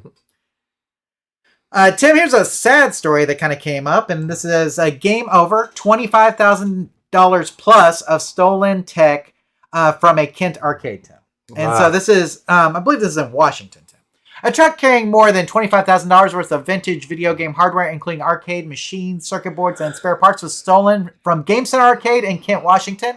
The owner says many of the missing items, such as rare arcade artwork and components no longer in production, are irreplaceable, making recovery unlikely even if the truck is found. So, Tim, what happened was they stole all the contents out of the back of a truck. Yeah, so, or they stole the truck with all the stuff in it. And you can see here he's got some game boards. Like this is from the video, which you can go and watch on the website. But, dude, that sucks. Right. That's all I had to say. It's like, golly, $25,000 worth of stuff's a lot of stuff. Right. So, but we know that some of this stuff is irreplaceable, like the article said. I mean, you can't get arcade boards anymore. Right. They don't make some anymore. Yeah, they could give you the insurance money, but you can't go back and buy all that stuff. Exactly. And so that's a real bummer. And guys, unless their local Craigslist has a really good deal on it. Exactly. Yeah. Right. For some reason, all the same stuff is on sale. Marketplace. That's right. Exactly. So you just... it really sucks when stuff like this happens, guys. And it sounds like they're going to be okay. But, not having those spare parts may mean games are down that wouldn't have been down otherwise. May mean that if there's a game in the back of that truck, they're going to swap out for another game. It means that game doesn't get taken off the floor, may not be working. So it's just one of they being an arcade operator, right, Tim? Here's the thing, though. Who's stealing arcade parts? And, I mean, what are they going to do? You got to fence them somehow, right? I mean, so... they just stole the truck. They didn't know what was in it. Yeah, probably. Now they're trying to figure out what to do with it. Exactly. I mean, there's nothing to do with all it. Maybe they're just going to go drive the truck back to them and drop it off. At least drop off the parts. Yeah. It's like, look, we're taking the truck, but you can have the parts back or whatever. But it's just it's just tough. Not to mention he lost a truck. Yes, he lost a truck. Yes, exactly. So $25,000 worth of stuff probably didn't include the truck. Exactly. And so, just hoping that this doesn't affect their business too much and that they're able to still operate there in Washington. But good luck to the owners of Game Center Arcade. We're sorry to hear about your situation, and we're hoping that they can recover the stolen goods very soon. So if you're in the Washington area, then go support them. Absolutely. So for sure. Tim, come over to the live chat real quick. Seahorses All Night says our bowling alley had... Oh, yeah. He said you had to get drunk enough to fight invisible ninjas, Tim. There was no arcade. So some bowling alleys didn't have arcades, I understand. Geek Light says a Super Pac-Man and Ye Are Kung Fu, Tim. Okay. There you go. Super Pac-Man and Ye Are Kung Fu. So I understand. That was at a shop and go in Tampa. So that's at actually a gas station. That's even better. I love that. our Kung Fu was awesome. And somebody said that too. Joe, that was a good game. We used to have like a couple of those boards, right? Mm-hmm. Like just lying around. And it's a fun game to play. It's a fun game. Reminds me of like Karate Champ or any of the rest of those kind of style, Let's see. Anything else? No? Good. I think we're all caught up. So we're kind of rocking and rolling around here, guys. You guys are awesome. So Tim got about 3 more stories here we want to cover real quick before we wrap up. Okay. Here's one, Tim, a big announcement from the Strong Museum of Play. And Tim, we know that those guys watch the show because of the big Donkey Kong, right? So that was really awesome. So former Nintendo of America exec joined Strong Museum of Play's board of trustees. And so Don James, Tim, you may not know that name, but he's a longtime Nintendo of America executive, and he is joining the board of the Strong National Museum of Play. He began his career managing the warehouse and shipping of Nintendo's arcade games, Tim. Wow. Which is pretty awesome, helping launch major games across the U.S. His contributions to arcade history will help the museum preserve and celebrate the legacy of video and arcade games for future generations. Tim, that's a long time to be at the company. I started with Nintendo shipping arcade games. Can you imagine? Golly. And then to see them through all the success that they've had to the Switch, I mean, that's pretty amazing. So I bet that Don James has some wonderful stories that he would love to share. And hopefully some of that information gets shared with the Strong Museum of Play. Tim, hopefully one of these days we can make it to that museum because, man, it sounds awesome. For sure. So, but these are the kind of guys that you need to help you preserve arcade history because he has stories, Tim, that nobody else has. I bet so. I bet he's got some good ones. Oh, for sure. So, so we're looking forward to what Don's contributions are to the Strong Museum of Play, and hopefully we'll get some good stuff out of it. So, if nothing else, maybe a little story here or two. So, going back to the live chat real quick. Joe Holt says, "Keep the truck, sell me the boards." He says. So there we go. Current Phonograph says Commando, Tim, was one of the games, I guess, that they had. And that's a good game, too. Commando's a good game. So like Operation Wolf was always at one or something. Operation Wolf, that's very common at bowling alleys. Yeah, for sure. like a bowling alley game. Well, it's one of those games, Tim, too. When you put it someplace, you just don't move. Yeah. Not unless you're not running that thing over route all over town. Exactly. You're like, here, you're staying in the bowling alley. That's right. I'll pick you up in about 15 years. That's right. Exactly. So, for sure. Kids couldn't break it. Yeah, exactly. Heavy duty. For sure. That there are Operation Wolf cabinets, Tim, that will outlive us all. Yeah. So they were they will survive floods, I think, even the cockroach of arcade cabinets. So, but anyway, that's good stuff, Tim. Let's go ahead and go to this next story, Tim. This was very fascinating because this is not a traditional store. This is not a traditional place you see arcade games for sale. Right. Those people who buy cars, Tim, are familiar with the website Bring a Trailer. Bring a Trailer. Bring a Trailer is a website where basically you sell cars and people bring a trailer and they pick them up. Like they're non-working cars a lot of times. But this guy was not selling a car, Tim. He was selling a pole position arcade cabinet. Nice this is the title of the article, Tim, from Motor Biscuit. Who wants to go in on this Atari pole position arcade game cabinet with me? A pristine Atari pole position arcade cabinet, the classic 1982 race game, is up for auction, and it looks to be in near perfect condition.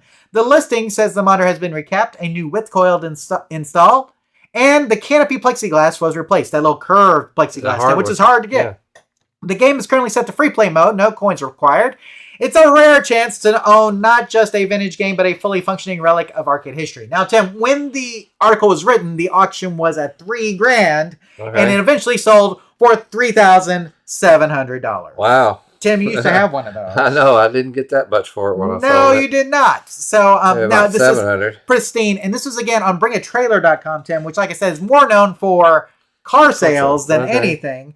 But, Tim, you better bring a trailer if you're going to move that game. For sure. So with that in mind, Tim, what do you think about the $3,700 price tag for this complete pristine Atari pole position? I'll say this. When's the last time you saw one for sale? Yeah, that's true. So we don't see them very often. They're rare for sure. Honestly, that's not a decent price. And it's working. Working all the way, rebuilt. At least until you unplug it while it's running. Somebody's always worth that, for sure. Yeah, say at least until you unplug it while it's running, and then it'll stop working again. Right. So, or when a breaker goes out, then it's gone. So, no, seriously though, $3,700, Tim.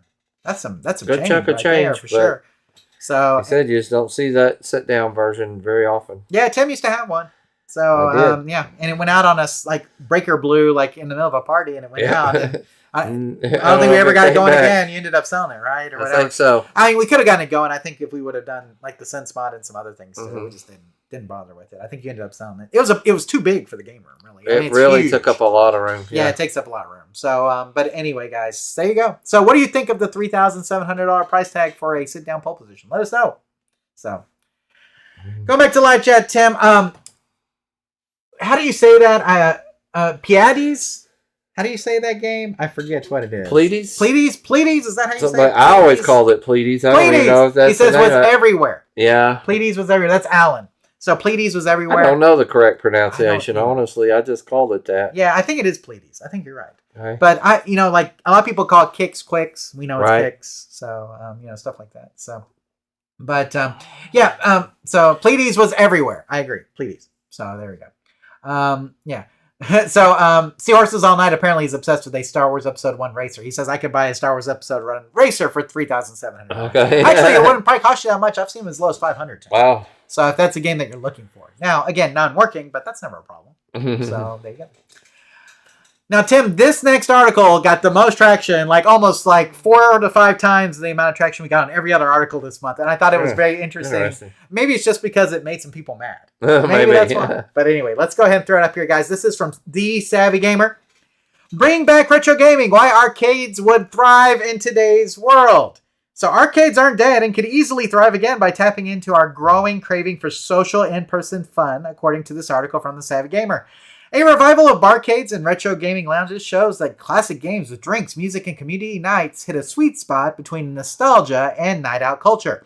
In a world oversaturated with online games and screens, arcades offer something rare, Tim. A real-life connection, simple pick-up and play thrills, and a shared space to unwind with friends. I think the thing that caught everybody was that duh. Yeah, right. We've been saying this for years. Yeah, it was yeah, we know this. And in fact, in some places they do thrive. Somebody commented doesn't every place have a classic arcade game? No, not every place does. And some of them have been closing recently, we talked about. And here's the thing, Tim. Yes, I do believe that the social aspect of it is nice. But, Tim, I feel like people don't even want to get out of their houses anymore. You know what I'm saying? So, the social aspect, is that a thing? Do people want social game, out of house social gaming? Some people just play on their headsets with their friends, right? So we'll throw it to the live chat. What do you guys think? Do you think that classic arcade games still have a place in today's world, or classic arcades have a place in today's world, or do you think that people have just gotten so used to gaming from home and playing that getting out just seems like a lot of trouble? That's the question to me. For me, yes, I'm definitely going to go out to an arcade, Tim, but I grew up going to the arcade. Well, I'll say that. We have one that opened here in town probably 6 months ago. Have we been? No, we haven't. Nope. No, I'd like to. It's a classic arcade. It is. Yeah, we need to go. It's open weird times. It is. That's part of the problem. Yeah, but we need to go. Yes, for sure. But it's hard to get scheduled time and everything else. But it's neat when they post something on Facebook. People that don't run in our circles are just like, oh my gosh, I didn't know there was such a thing. I can't wait to go. Right. I want to go. So I see that it is. Maybe this article wasn't written for us. Mm-hmm. It's written for a lot of other people that just kind of forgot about. So let me ask you this, though, Tim. So the cost, part of it, I'm not a big fan of the cost. It's $20. Yeah. So $20 to me is expensive for one day. Right. I think you need to. It's all you can play. Right. How much are you going to play? Most people are going to spend 2 hours. Right. Or less. Okay, that means you're paying $10 an hour. So it's $10 an hour seems pricey. Because I take my family to the movies, okay, and movies here are I can go for about $15 a ticket, and that's about 2 hours worth of entertainment as well. Mm-hmm. Now I buy popcorn, I buy snacks and stuff, but it's $15 for 2 hours. I think $15 is probably more in line with pricing, or $18 even. Now there's one in Fort Worth near where Landon lives. It's $12 all you can play, and they have pinball games. Right, $12 is great. Whoa. Yeah, I think 12. Cool. I think it needs to be under 20. Is all I'm saying. I think 20 is where I'm kind of like, oh, you may be losing me on the price. If it's a 15 or less, you probably catch me. 18 is even okay. 18 still I think would be okay. Sounds, 20 sounds expensive all of a sudden. So that's just me. So let's see. Jumpin' General picked up my pole position cockpit working for $500. Was it pristine? Yeah. That's the question. Like this one was. So, Is it still working today? Yeah. Seahorses All Night says a growing craving for social in-person fun. What decade is this person living in? That's what I'm asking. Right. Like, I mean, yeah, it's like that was great in the 90s. Right. and even the early 2000s, we were doing that social in-person fun thing. But we haven't done that in a while. Let's see.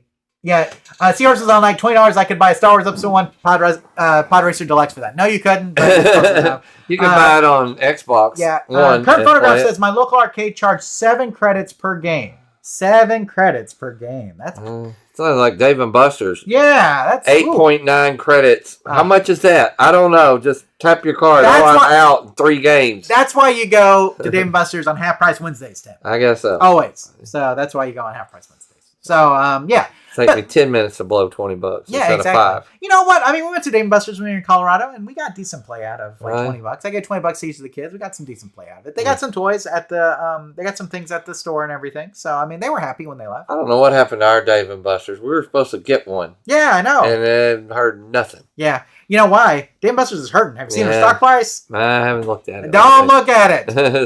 Look. I got in super cheap, so I can't complain. Okay, but I could have made buku money if I would have sold at the top. So, but you know how it is, Tim. You can't always sell at the top. So it is what it is.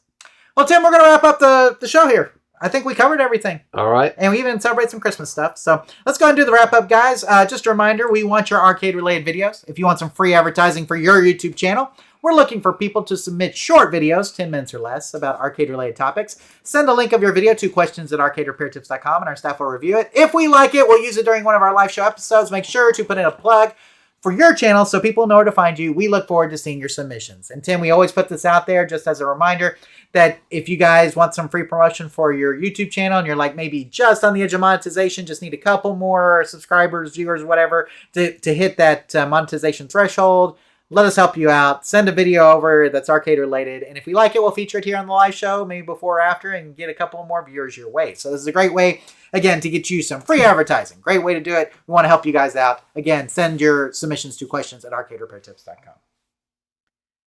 Okay, Tim, curveball. We said we were going to do a contest. We didn't do it yet. Oh, I think we should. Okay, so I will send, I think we'll just send one, at least one. Okay, we will pick somebody at random to receive one item from us. Okay, it's Christmas and I'm feeling giving too. So all you have to do is send an email to contest@arcaderepairtips.com and make sure you include the keyword. Tim has to come up with it. Santa Claus. Santa Claus, 2 words. Santa Claus, not just Santa. Santa Claus. So again, make sure you put your mailing address in the email as well. So here's what you're going to do. You're going to write an email to contest@arcaderepairtips.com. You're going to put your mailing address in the email, and you're going to make sure you put the keyword Santa Claus somewhere in the email, either in the subject line or in the email itself. We do not sell your information that you send for the contest entries. We've never given that information to anybody else. It stays with us, so we will keep your information private.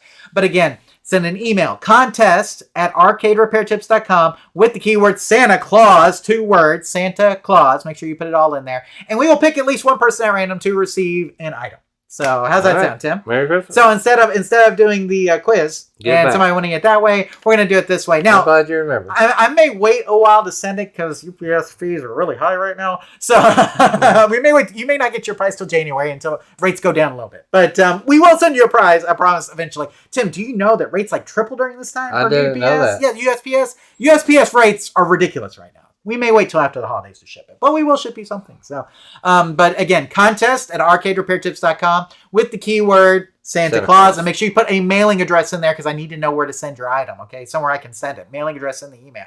And here's the thing too. Like I said, we may not send it immediately. It'll be something from our random box of junk that I have over here. So it will be new. So whatever it is, usually we give new stuff, Tim. So we will send that over your way. Plus, it lets me get rid of stuff, which is really good too. So like Tim was mentioning, we need a whole lot less stuff now that we're I think so. But anyway, guys. So here's the thing. I'm going to leave that open for 24 hours. So all entries must be in by December 5th at 5:30 p.m. Central Time. Okay. That makes sense? So get them in. So if you're watching this 24 hours later, that's fine. You can still enter the contest. But after December 5th, 5:30 p.m. Central Time, done. No more entries. All entries null and void past that point. One more time. Contest, email us at contest@arcaderepairtips.com. Make sure you put the keyword Santa Claus either in the subject or in the body of the email, and put a mailing address in there as well so we know where to send your item. So there we go. Okay. Real simple. Real simple.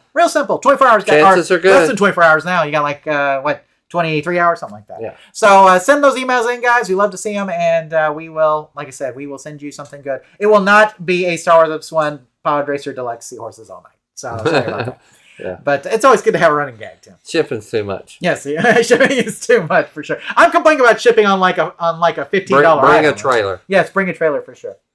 Joe Holt says the word could be working pole position. Y'all won't get a lot of those submissions. That's true. So, but there we go.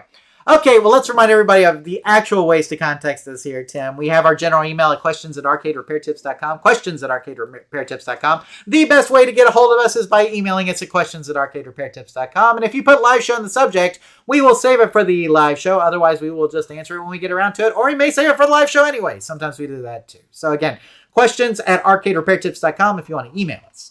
We have our YouTube page, youtube.arcaderepairtips.com. Of course, if you're watching this live, you know that. But if you're listening to this on the audio feed, then you may want to check out the after show for this episode, which can be found at youtube.arcaderepairtips.com. Make sure you look up episode 106 and jump to the after show to listen to that. For those of you guys who may be tuning in for the first time, the after show happens about 5 minutes after the live show. You just stay tuned and we're going to go into that. And the after show is just like the regular show, except there's no outline and we can talk about anything we want. So, and we're going to talk about football.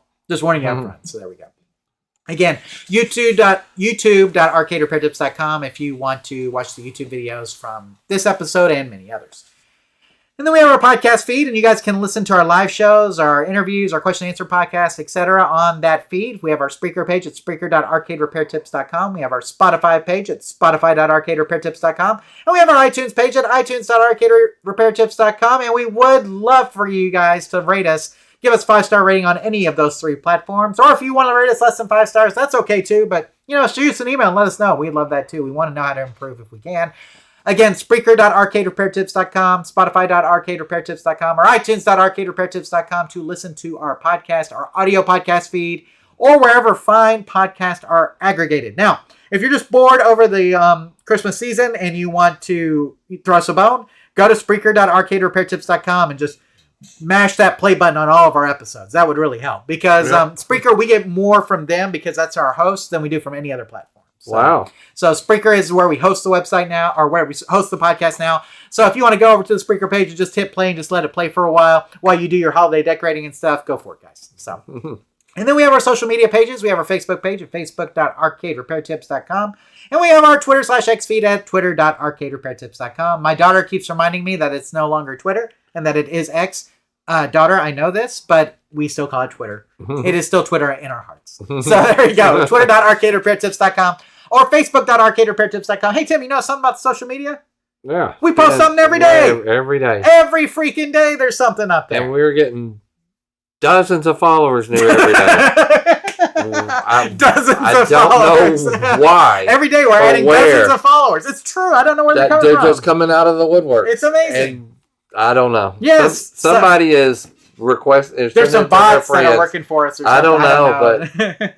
But we're definitely gaining a following of people we have no clue. Yes, exactly. I think posting every day has hopefully. Maybe so. But we are posting something every single day of the year. Tim, I've skipped some days, I'll be honest with you, but we try to make up for those days, and I try to put new news up there as we can. We do like 1 article per day typically, unless there's just something like breaking all of a sudden that we just really need to get out there. So sometimes you'll see news that may be a couple days old, like 3 days later or something like that. That's just because we're saving the news. We don't want to do everything at once kind of thing. But you will be guaranteed to see at least 1 article per day typically there. So if you want to subscribe on Facebook, again, facebook.arcaderepairtips.com or Twitter/X at twitter.arcaderepairtips.com. We're actually on X. We are at Arcade Repair. That is our handle, at Arcade Repair. So there you go. Tim, I think that about wraps it up for our regular live show. So for those of you guys, again, who may not have been here before, if you stay tuned for like 5 minutes after we wrap up the regular live show, we will move into the after show. And Tim will be talking about a little bit more about our Thanksgiving, a little bit more about our Christmas plans. We'll be talking about sports. We'll be talking about movies and TV shows that we watched. Tim, you sent me quite a few. I always forget. And so I just said, you know what? I'll just send them as I'm watching. So that'll keep up. Okay, well, let me talk about what I watched. You can say what you watched. So in the after show, we'll be talking about Zootopia 2, because I took the kids to see that. We'll be talking about the F1 movie, Tim, if you haven't seen that. We'll be talking about Happy Gilmore 2, because I actually finally saw it. And then we'll be talking about some of the TV shows I'm watching right now. Tim, what are some of the things you were watching? I watched Death by Lightning. If you haven't seen that, it's really good. Soulmates, The Beast in Me, Devil in the Family, The Fall of Ruby Frank, and second season of Landman, up to 3 episodes now. So if you'd like to hear all of our thoughts on these movies, TV shows, sports, and more, stay tuned for about 5 minutes after the live show. Just keep your browser window right here. Don't close it or anything, and we will be talking about that. But otherwise, Tim, we're wrapping it up for the regular live show. So we want to thank all you guys for being here. We want to especially thank the live chat and for all of you guys who donated. That was amazing. Thank you guys. What an amazing gift for you guys gave us. We appreciate it so much. Thank you guys so much. You guys don't know what that means to us. That you guys appreciate what we do here. It means the world. So and we do want to, of course, wish everybody a Merry Christmas. Happy New Year. We hope that you have a wonderful one with your friends, your family, whoever else you're going to be spending it with. Just, and hey, if get out there and make somebody else's Christmas bright too. Not just, not just your family or your friends, maybe some other things, go out and help at a, get an angel tree. Right. Angel or do something. Something. Go serve at a food bank. Bring some canned goods even or whatever, right. So do something purposeful this Christmas. Not just with your friends and family. Rent a kid. Rent a kid. There you go. Big brother, big sister. Yeah. I don't know, something like that. But you can do something for that. Oh, Joe Holt says he's hoping that the Arcade Repair Tips MySpace makes a comeback. Unfortunately, I think that we're done with that. Now, here's the thing: we've been around long enough to have a MySpace. I think we had one at one point. Maybe so. So I mean, 2008, guys, it was a long time ago. TimsArcade.net. Yeah, exactly. 2008 was a long time ago, Tim. That's all I'm You going want to see some classic pictures there. Yeah. So there you go. Anyway, guys, we want to thank you guys for being here tonight, and just have a wonderful Christmas, a wonderful New Year. God bless all you guys out there. We'll see you in the after show. We're going to see you in January for the New Year and the first live show of 2026. So you guys take care. Have a good night. Tim, anything else you want to say before we move? Merry Christmas, everybody. Thank you for being here. And of course, Tim, the last thing we always say is when you fix the game, play the game. Take care, everybody. We'll see you in 2026, or we'll see you here in about 5 minutes for the after show. Bye, guys.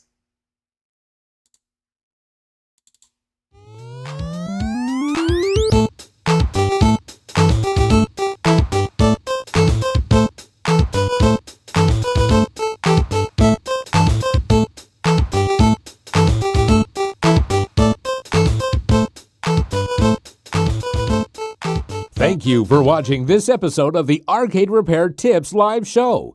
All of our past episodes are available on our website at arcaderepairtips.com or on our YouTube page. This show is intended for entertainment and educational purposes only. Please consult a professional before attempting to repair any coin-operated machines yourself. The preceding program is a Varcade Entertainment production.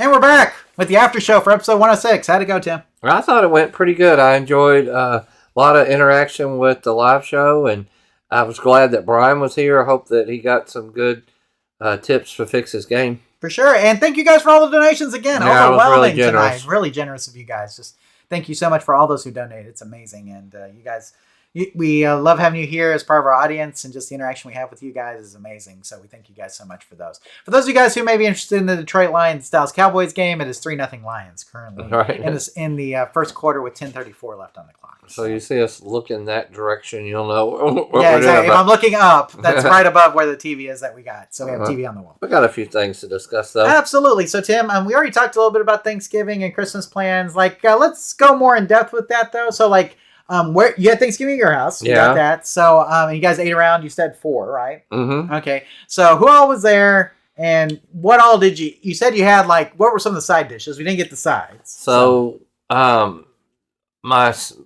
both kids were there, and their spouses, and of course Holly was there, and then my in-laws and my sister-in-law and my niece and her 2 kids. So there was 12 of us. Okay. It wasn't too crowded, but enough. Side dishes, staples are always broccoli rice casserole. I think there was a green bean casserole. There was a sweet potato casserole. What else was there? Cranberry sauce, dressing. Canned cranberry sauce or homemade? Homemade. Okay, homemade. Nice. Good homemade. stuff. Okay. Let's see. What we had ice cream dessert for dessert. It was an ice cream cake. Oh, nice. And there was one pie, pecan pie with Jack Daniels. Oh, nice. Jack Daniels pecan pie. Never had it. Now, you said it was an ice cream cake or just ice cream or what was ice it? cream cake. Okay. Was it the turkey one? Mm-mm. So Dunkin' or Baskin Robbins. No, my mother-in-law made it. Oh, okay, gotcha. Like Baskin Robbins sells an ice cream cake in the shape of a turkey. Oh, didn't know that. Yes, so now you know. So that's why I was asking. I always want to get this thing. We usually get a big cookie with Thanksgiving, and the kids were really disappointed. We didn't do that this year. Like Great American Cookie Company? Those are good cookies. So we're just going to have to get one for Christmas now. I understand. Everybody was disappointed. The cookie cake is awesome. Didn't know it was that big a deal, but it was. For sure. So y'all had the traditional? We did. So we did turkey, and we had deconstructed green bean casseroles, where you have the green beans, you put the sauce on it, then the fried onions. Okay. See what I'm saying? So it's deconstructed. Mm-hmm. Then we did. So if you didn't like one, you could skip it. We did the sweet potatoes. We did the dressing, right? Dressing, and then I was trying to think of what else. Rolls, of course. Did not do cranberry sauce this year. Didn't have that. I'm okay with the canned stuff, by the way. Canned stuff's fine. I like it. It's a good palate cleanser. You need a little palate cleanse after that. I was trying to think. For dessert, I think I had some pumpkin roll, which I like pumpkin roll. Nice. Pumpkin roll is good. I was trying to think. I think I had to buy a pumpkin pie. So pumpkin pie and pumpkin roll. Okay. And I'm not a big pumpkin fan, but that's good stuff. It's just good on Thanksgiving and this time of year. Joe Holt says, how are the turkeys? Y'all are usually talking about the Greenbergs. Tim, did you have a Greenberg? I did have a Greenberg. So turkey. We did not. Or actually, I did with my parents, but we did not have one on Thanksgiving. Who cooked it? Was it? My sister-in-law cooked the turkey. Okay. And it was very good. Now, we talked about Greenbergs. Greenbergs are good, but they can get a little dry sometimes. Isn't that what we said? A little dry sometimes. So my sister-in-law's turkey was more moist than what a Greenberg is. The nice thing about the Greenberg, though, is you just eat it. Yeah. You don't have to cook it. Don't do anything. No. So, I mean, if you're the kind of person who just wants Gobblegobble.com. That's right. If you just want to open up the turkey and eat it, then, man, that is the stuff for you. So, first down Cowboys, by the way, Jeff. If you gobblegobble.com, that comes straight here from where we live. That's right. They come from Tyler, Texas. So, Greenberg turkeys. Let's see. What else? And then, of course, you watch football, Tim. And did you do any Black Friday shopping? Any good? We went out shopping on Black Friday, but not to get Black Friday deals. There were so many deals online and stuff. There were. We did go to. We took Holly out and we took her to Ollie's. Oh, nice! Which we'll try to get some different toys. And we found one that we really liked. It plays a lot of she lights up, and she likes stuff that lights up and talks to you. And it talks in English or Spanish. So we thought that you could switch it. So you actually learn some Spanish that way. So we just did a little running around town, general shopping, but no Black Friday deals. What about you? Everything I got was online. Now, we came back on Friday and we were here Saturday, and I think it was Saturday. Saturday when we got back, I had a box that I found that was like full of brand new toys, like toys that had never been opened that I bought for the kids, but just never gave them, and they kind of outgrew them. So we took them to Toys for Tots and Ollie's. Ollie's has a drop center for that, and so we took them there and put them in the bins, and they're going. On December 13th, they're making. There's a place here in town they're going to make into a big toy store, and basically they're going to let the kids go in and pick like I think 3 or 5 items each out of the toy store, and so that's what Toys for Tots goes to here. I don't know where it goes to for like other places, but that's what it's for here. And so like if you guys have new toys just lying around, like brand new toys, or if you want to donate some new toys, Ollie's is a great place to get toys because you can get them cheap there. And so if you want to donate some toys, like Toys for Tots is a great organization, a great way to give back. Like we were saying, give back this holiday season. Do it, like I said, food pantries need a lot of help right now. Because I don't know, are people getting benefits? I guess the government's back. I think they're back and they're getting their benefits, but it's still not a lot, and still people are still struggling. There are middle class people that are struggling. Well, and the coats for kids, like Tim, that stuff. I mean, if you have any old coats or anything, now's the time to donate those because, like here, it's cold, and it doesn't get cold very often, Tim, as we know. And so, like, there's a lot of people out there that are struggling. They need a little bit of warmth. It's now 3-3. I was wanting to see how long that field goal was. I have no idea. Yeah, Brendan Aubrey looked like a long. He always hits it. It doesn't matter, right, Tim? So but anyway, guys. So get out there and do something for somebody, right? Yeah, so that's all for sure. But we took some toys, and which was good. And then we had church on Sunday, and I think we decorated. We decorated church. We had what we call hanging of the greens, Tim, where we actually go around and we put all the stuff up at the tree up and everything at church. And now we're getting ready for Christmas musicals, and let's see what else. Like no parades this year. I don't think we have any parades to go to, which is good. I think we're going to take Holly to see Santa Claus this weekend. Nice. And we're trying to figure out, depending on the weather, we may do a walkthrough park. Yeah. Or to take her to maybe Athens or something and do a drive-through. She really likes Christmas lights. That's good. And in fact, there's a drive-through place here. Yeah. Yeah, that's pretty good. So we're looking at places to go and look at some lights maybe this weekend and take her to see Santa Claus. Yeah. So we already saw Santa Claus. My kids have already got their orders in. So, so we're good. My daughter is in orchestra, Tim, and she wants a cello. Oh, wow. Yeah. So those are not cheap. Right. And then my son has been a big Switch player. He loves the Nintendo Switch. He wants Pokemon ZA, which is a video game. If you guys are playing Switch, you probably know about it. If you're a Pokemon fan, you probably know about it. So that is what he's asking from Santa. So there you go. So it's always fun when they get to put their request in and everything like that. We got to see he was a really good Santa, and we got our family picture taken with him and everything. So we need to go get some more pictures for our Christmas card. We still do Christmas cards. That's like my thing. So you'll be getting one, Tim, in the mail. You always do. I don't know. I can't bring myself to break the tradition yet. So we're going to continue to send Christmas cards. We always look forward to getting one from you. I'm glad. My uncle says the same thing. I never see him. And it's like the only time he sees us, he's not on Facebook or anything. So the only time he sees us is when he gets a Christmas card. So there you go. But so we'll be putting that on pretty soon as well. Christmas plans, Tim, at your house?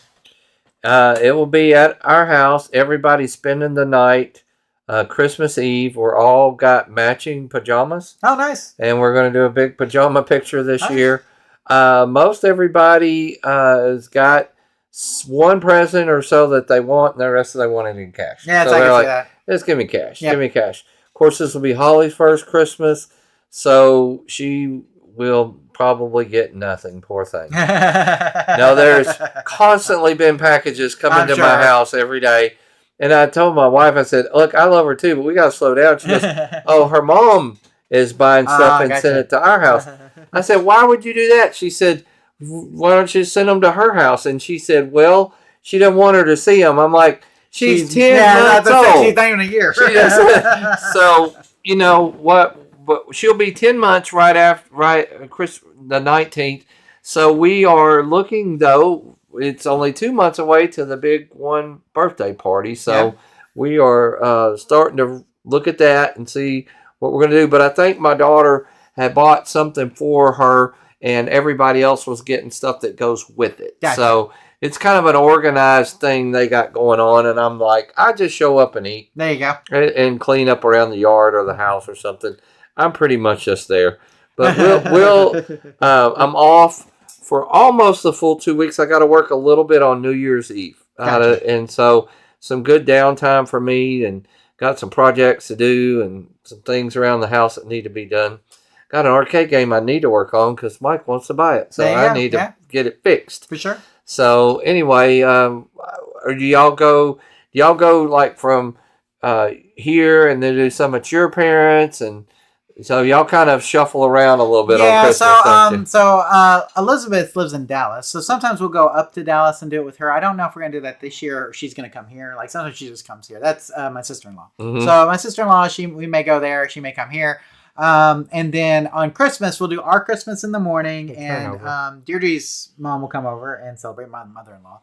And then in the afternoon, we'll go to my parents' house and we'll do Christmas over there. And I'd say y'all are kind of a busy day for you guys. So, I mean, it's not as busy as it used to be. Ours is more chill. We're just and we won't get up early Christmas. We'll all probably sleep in. Oh, when you have kids my age, I say that though.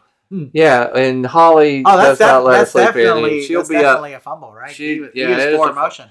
So definitely we'll be up early because she gets up early every day. Oh, look. Hey, what happened there? They not count that?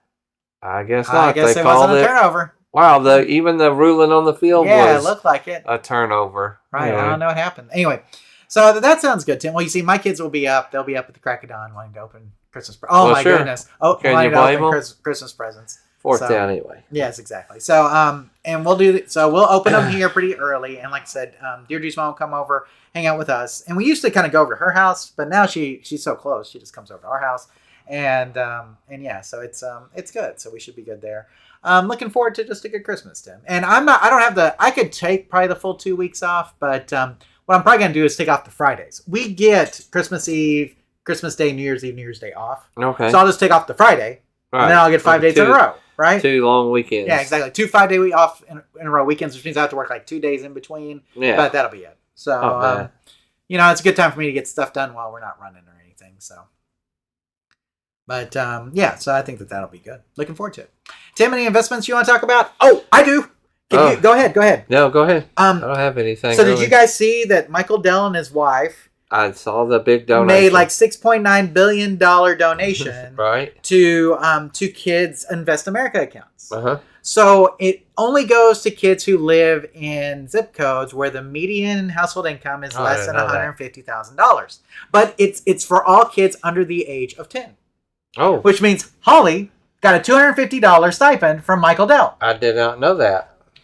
My son got a $250 stipend from Michael Dell. Oh, wow. I did not know that. Okay, yes. So that's $6.9 billion is a lot of money. Yeah, it is. But here's the thing. If you take that $250, Tim, and you let it gain 10% interest over 60 years to retirement, how much money would you have at the end? Probably $2 million. No, $72,000, which is still a lot. Wow. And that's if you didn't contribute anything else to it. Oh, just that. Just $250. If you took $250, 10% a year, $250 over 60 years, retirement age. My son is 7.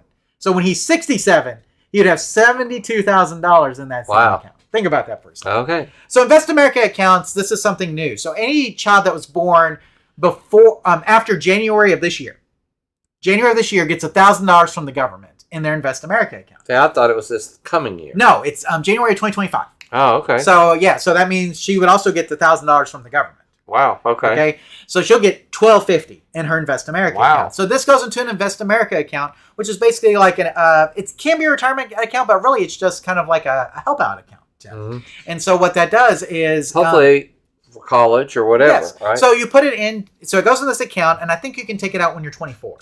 Okay. Okay. That's when you can take it out if you want to. But basically, that whole time, it gets invested into like the S&P index funds, okay, which is like historically gained 10% a year, okay, historically. So if that's the case, your child's going to have a lot of money when they turn 24, okay, and they can use it for retirement. Maybe they use it for college. Maybe they use it for a house. Maybe they use it for a house. Right. It's amazing. I think it's a great idea. So, Tim, I got $250. $250 goes to my son in an Invest American account, thanks to Michael Dell. So thank you, Michael Dell. Buy Dell computers, everybody. Because that's where Michael Dell made all of his money. So, but yeah. Oh, Joe's saying shut down and watch the game, guys. Y'all are y'all are too funny trying to be stealthy watching. I mean, we're definitely watching it. It's a good game. Yeah, let's see. Jeepers Creepers, imagine if you had $500 per year. Awesome start. Exactly. You can add money to it, too. Tim, you can add up to $5,000 a year in that same Or account. Everybody in like our family could all do $5 a month. Right. Or something like that. Or your employer could add money to it. And that's what they really want. So, like, as part of your benefits, your employer says, for every kid you have, we'll put $500 a year in there. Nice. Okay. Wouldn't that be great?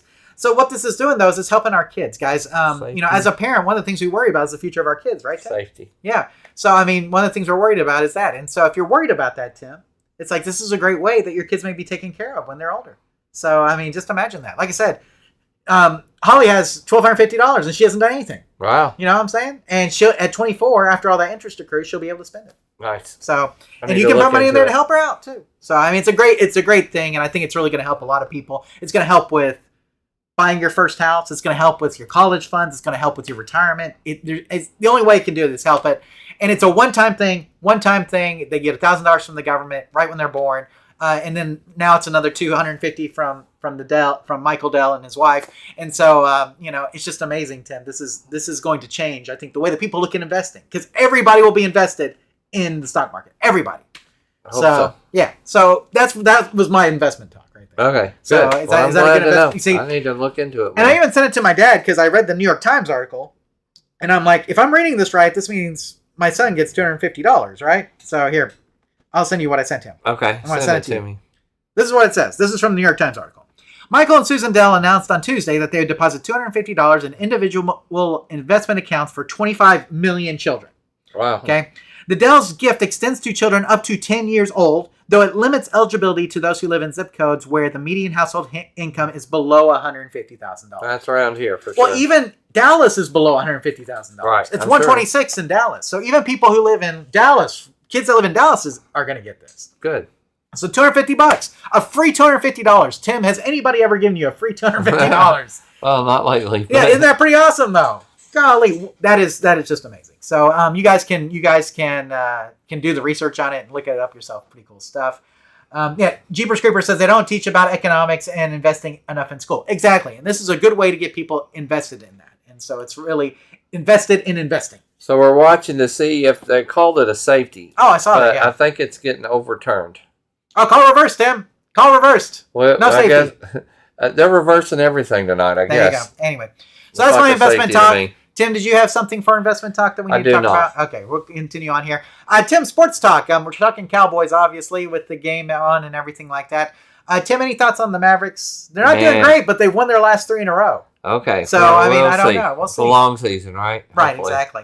Now, the nice thing is that the Stars, like I talked about, best team in DFW. Good. Yes, 17-5-4 right now, Tim. Dallas Stars are awesome. Mm-hmm. So, got WWE on here, Tim, but we'll skip all that. Let's talk about some movies and some TV shows real quick. Let's start with you, Tim. Oh, before you do, we got some stuff over here. Joe Holt says, I'm like the Monopoly card. You've inherited $20. There you go. So, exactly. Thank you for being our Monopoly card tonight, Joe. There you go. So, Tim, let's talk about some of the TV shows that you're interested in here. Nobody Wants This season 2. I have not seen. No spoilers. How is it? Okay. It's pretty much I saw season 1. It's pretty right in line with season 1. Okay. If you like season 1, you'll like season 2. Okay, easy enough. Tell us about Death by Lightning. Death by Lightning was really good. And way better than I thought it would be, and really didn't understand it much. If you ever listen to Glenn Beck talk on TV or radio sometimes, he loves President Garfield. I've heard this. Okay. And he likes to talk about him a lot. Okay. After watching that movie, I see why. Okay, that's about President Garfield. It's about President Garfield, who was assassinated. I remember that. Okay? So the whole movie is about what led up to how he become president, which was crazy. And this won't be spoiling anything. Basically, he gets up at the Republican National Convention. They're trying to decide if they want to renominate Grant. Okay? Ulysses S, yes. right? Yes. And so a lot of people like Grant. Yes. And a lot of people are like, but he really isn't doing much. Right. And so people are wanting change. They're wanting some reforms and stuff. So he likes another candidate. Okay. And he gets up and gives this speech and is pumping this guy up. Like, just because you're a war hero, not really all that, but whatever he says, you need to watch the speech. It's really good. Okay. Well, they go to vote, and it's all open, and Mississippi cast its 10 votes for Senator Spencer or whatever, and they get up to one, and they go, we go 19 votes, and they go, but you get 20, and they goes, I vote 1 vote for Garfield, and everybody just starts cheering, and because they liked him, and he did not want to be president. He had he was content with his job and what he did. So the momentum spreads. They can't get a consensus, and other people are saying, well, I'll change my vote to Garfield. Oh my goodness. And so anyway, he ends up winning the nomination, becoming president. At the same time, this guy loves him, and he is just all infatuated with him, but he's also a little cuckoo. And he thinks that he goes out and stumps for him and likes him and all this stuff, and he wants a cabinet or some kind of position when he gets it, and he doesn't get it. Oh. They realize this guy's kind of a kiss up. Right. And they thank him for his work, but he's not offered a job. Right. And then he goes a little crazy. He's the one who ends up shooting Garfield. Oh my goodness, okay. And the interesting story was all the stuff, though, he really had some good ideas. Well, to appease, it's great acting. He picks a guy that's not like him at all for his vice president, who's a drunk, doesn't want to be vice. I'm the vice president. Woo, let's go drink. Yeah. And what? Call me at the next election. I'll see you later. Getting my check. That's this guy, and he is thrust into being the president. And throughout the time, he begins to really like Garfield when he hangs out with him. Garfield's always telling him, like, what do you really want to be remembered by? As a drunk? Right. Or do you want to do something that might actually change America and set up your kids? And it really sinks on this guy. He can't sleep. He's thinking about it. And then when Garfield is shot, he becomes president. In actuality, he becomes a popular president that implements all this stuff that Garfield wanted to do. Gotcha. And that's why people say that had he been president, he could have been one of the greatest presidents ever. So watch that show. It's called Death by Lightning. Death by Lightning. What's Netflix? Yeah. Okay. It's on Netflix. Okay. Now, you told me about Soulmates, and I did not watch it. It looks like it was actually on AMC before it was on Netflix, right? Yeah. Okay. So you told me about it, and you said I should watch it. I did not watch it. So I'm sorry about that. That's okay. But, I mean, the concept was interesting. Has anybody else seen Soulmates? And what I did not... Now, there is no underlying theme, or it's not... I didn't realize each episode is its individual episode. Gotcha. Okay. Like Black Mirror or something. Yeah. Like that. So you don't have to... You can watch episode 7. You can watch episode 4 next. No problem. Whatever. No problem. The concept is that they come up with a way to detect a gene that everybody has, and only one other person in the world has that same gene, and they call it the soul gene. So if you get your DNA kind of tested, you be put in a database. Now, if they get tested, it'll match you. But maybe they don't want to be tested. Right. Maybe they live in England and they don't even know it's possible. Or what if it matches and you're married? Yeah. But that's not your soulmate. Right. Exactly. And so it kind of presents a lot. Each episode is different scenarios of how that could play out. Gotcha. Okay. Interesting. So to give you one example, this lady realizes that her husband is not her soulmate, and she's happily married for the most part. But then she starts thinking, "But am I as happy as I could be?" Right. And so she ends up saying, "Well, they almost divorce over it. They're getting down to the end, and all this stuff." And so she's like, just one quick scenario. She says, I changed my mind. I don't care if they're my soulmate. I'm dedicated to you. I'm in it for the long haul. I want to be with you. I don't care about them. And he goes, well, I went down a couple days ago and took a test. Oh, man. So he found out who his soulmate was. Anyway, so it's kind of me and my wife talked about it a lot because, I guess I believe to an extent. I mean, is it really one person? I think you just love somebody because after going through stuff with them, after, I think you can meet somebody and fall in love, but I don't know if I really believe there's one person that if you don't find that person, you're never going to be as happy as you could be or whatever. Yeah. But there are people that believe that. That's true. The show capitalizes on that. Yeah, I'm with you. I don't know if it's a one-to-one. I think it's a one-to-many, as we talk about in databases. Maybe a type. Yes, a type. Yes, or type is something, but a specific person that's really hard to understand. Agreed. Detroit Lions touchdown. Just scored. Yeah, just touchdown. So there we go. So it is now, it is. So 3-6 or 3-9, excuse me, 3-9. About to get this extra point here, 3-10. So that is interesting, and you mentioned that to me, and so now I'm interested to watch it. It kind of sounds Black Mirror-ish, like it's kind of trying to be something like that. Yeah. So we'll see. I may watch it. Tim, the Beast in Me is on my list because I'm a huge Matthew Rhys fan from The Americans, and he's in it. So tell me it's good. It's very good. Okay, good. It's really good, and again, it's one of those. Basically, a guy is accused of murdering his wife and gets away with it, kind of O.J. Simpson style. Okay. Rich guy, wealthy guy, like Trump. Okay. Is that Matthew Rhys? Everybody thinks he did it, but nobody could prove it. Sure. Moves right next door to this lady who is an author. Okay. Okay. And she had a Pulitzer Prize winning book, but she cannot come up with the next follow-up idea. And he goes, well, you should write a book about me and learn the truth. Get my perspective. And she's like, she wrote a real novel. It's not a fiction. So she takes him up on it. And then she's trying to decide, well, maybe he really didn't do it. Right. And the cops are like, don't let him. He's tricking you. He really is. And so is this guy really a serial type killer? Or was he? And there's parts where you're jumping back and forth. You're like, oh, I think he really is. Well, maybe he's not. That kind of explains this. And so if you like those kind where you can't decide whether he's good or bad, whatever, you'll like it. Do you get a resolution at the end? Yes. Okay, that's what I want to know. Yes. Okay, a good I mean, it's a good ending. It ends. There's no. There will probably be a second one, but it will be it'll have to spin off or something. It definitely ends. Yeah.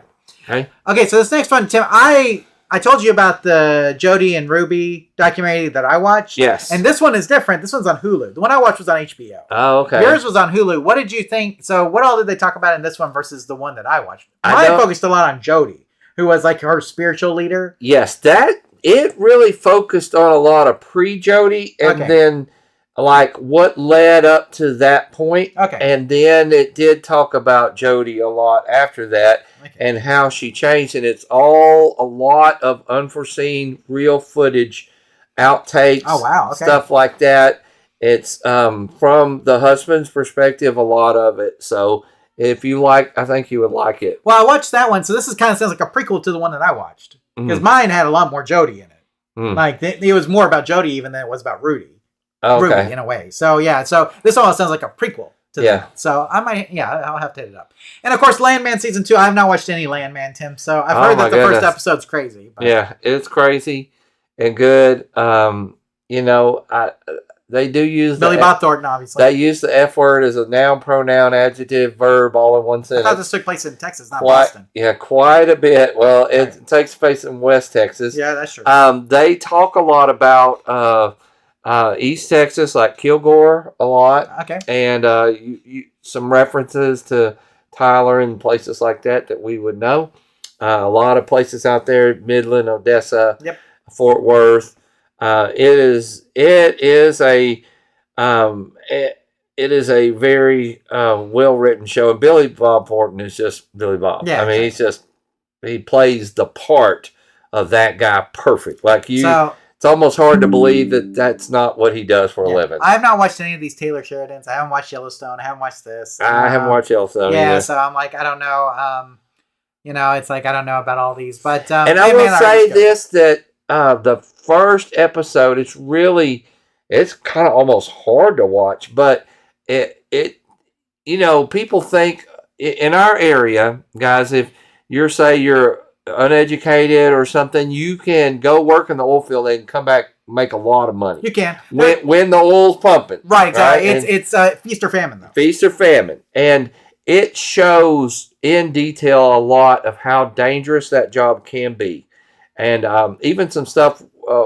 Just like I said, these aren't spoilers. We know drilling rigs are dangerous places. Yes. One was I never realized until this last episode was talking about hydrogen sulfide gas. Yes. Because what we have is they add something to it. This is more raw gas and they don't know it. Right. And so sometimes people die from it. They get really sick, and by the time was that the New Harmony explosion or whatever it was that caused all of that?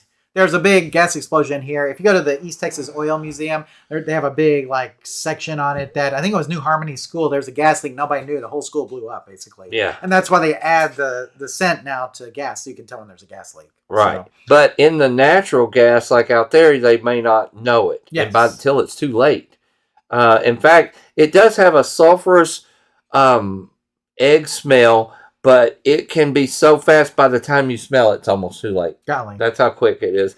And so, anyway, it shows the dangers of drilling and how there's a lot of money in it, but there's also, and people money gets involved, greed gets involved.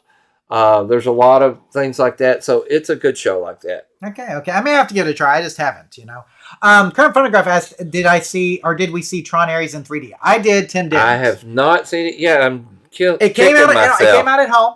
I bought it, so I have it. I have not watched it since it came out at home, but I watched it in 3D in the theater. I'm definitely going to rent it. It was a theater experience. Yeah, that's what I kicked myself for. I know it was better to see in the theater. It's a theater experience movie. Uh-huh. I think it'll be okay on at home. Yeah, but you're missing a lot. You need to be in an environment where the 3D glasses help. The 3D was good in it because the 3D was good in Legacy too, if you remember. So the 3D is really good in it, but the soundtrack and the surround sound and the glasses, it is made for that kind of experience. You can tell, and so when you watch it at home, you'll probably rate it lower than I rated it just because of the experience. Right. The experience is not the same. Right, exactly. But it's worth watching at home if you want to. So you can buy it now. It's not up for rent. You have to buy it. So, but it was good. It'll be for rent here. Yes, I recommend it highly. For Christmas, I'm sure. So let me talk about what I did go to the movie theater for this month. I went to Zootopia 2, Tim. We went last week. Okay. And it made a gob of money. You probably saw. I was to say, I was at the movie theater today. Uh-huh. And it was even on a random, there were people there watching it. Yes, it was very, wow. It was good. It was not as good as the first one, but it was good. Okay. And it's worth, if you like cartoons, it's worth your time. I don't know how this thing makes so much money. Kind of like Avatar, Tim. I don't know how Avatar makes so much money. I've only seen the first one. And I didn't even think it was that great.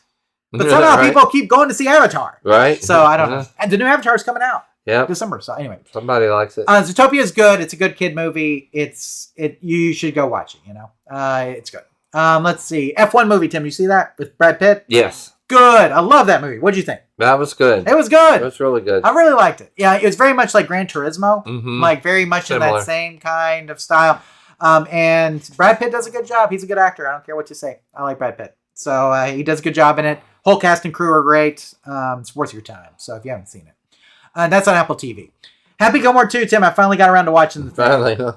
So I kind of felt like the whole time, hey, remember this from Happy Gilmore? Hey, remember this from Happy Gilmore? It's like what it was. And then just the ridiculousness at the end of all of this stuff. But it was fine. Yeah. It was a 5 out of 10 for me.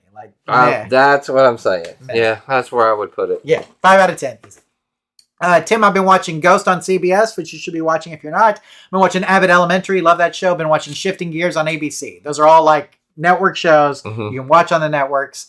Probably on Hulu. If you have DVR or Hulu for Abbott and Shifting Gears are on Hulu because they're ABC.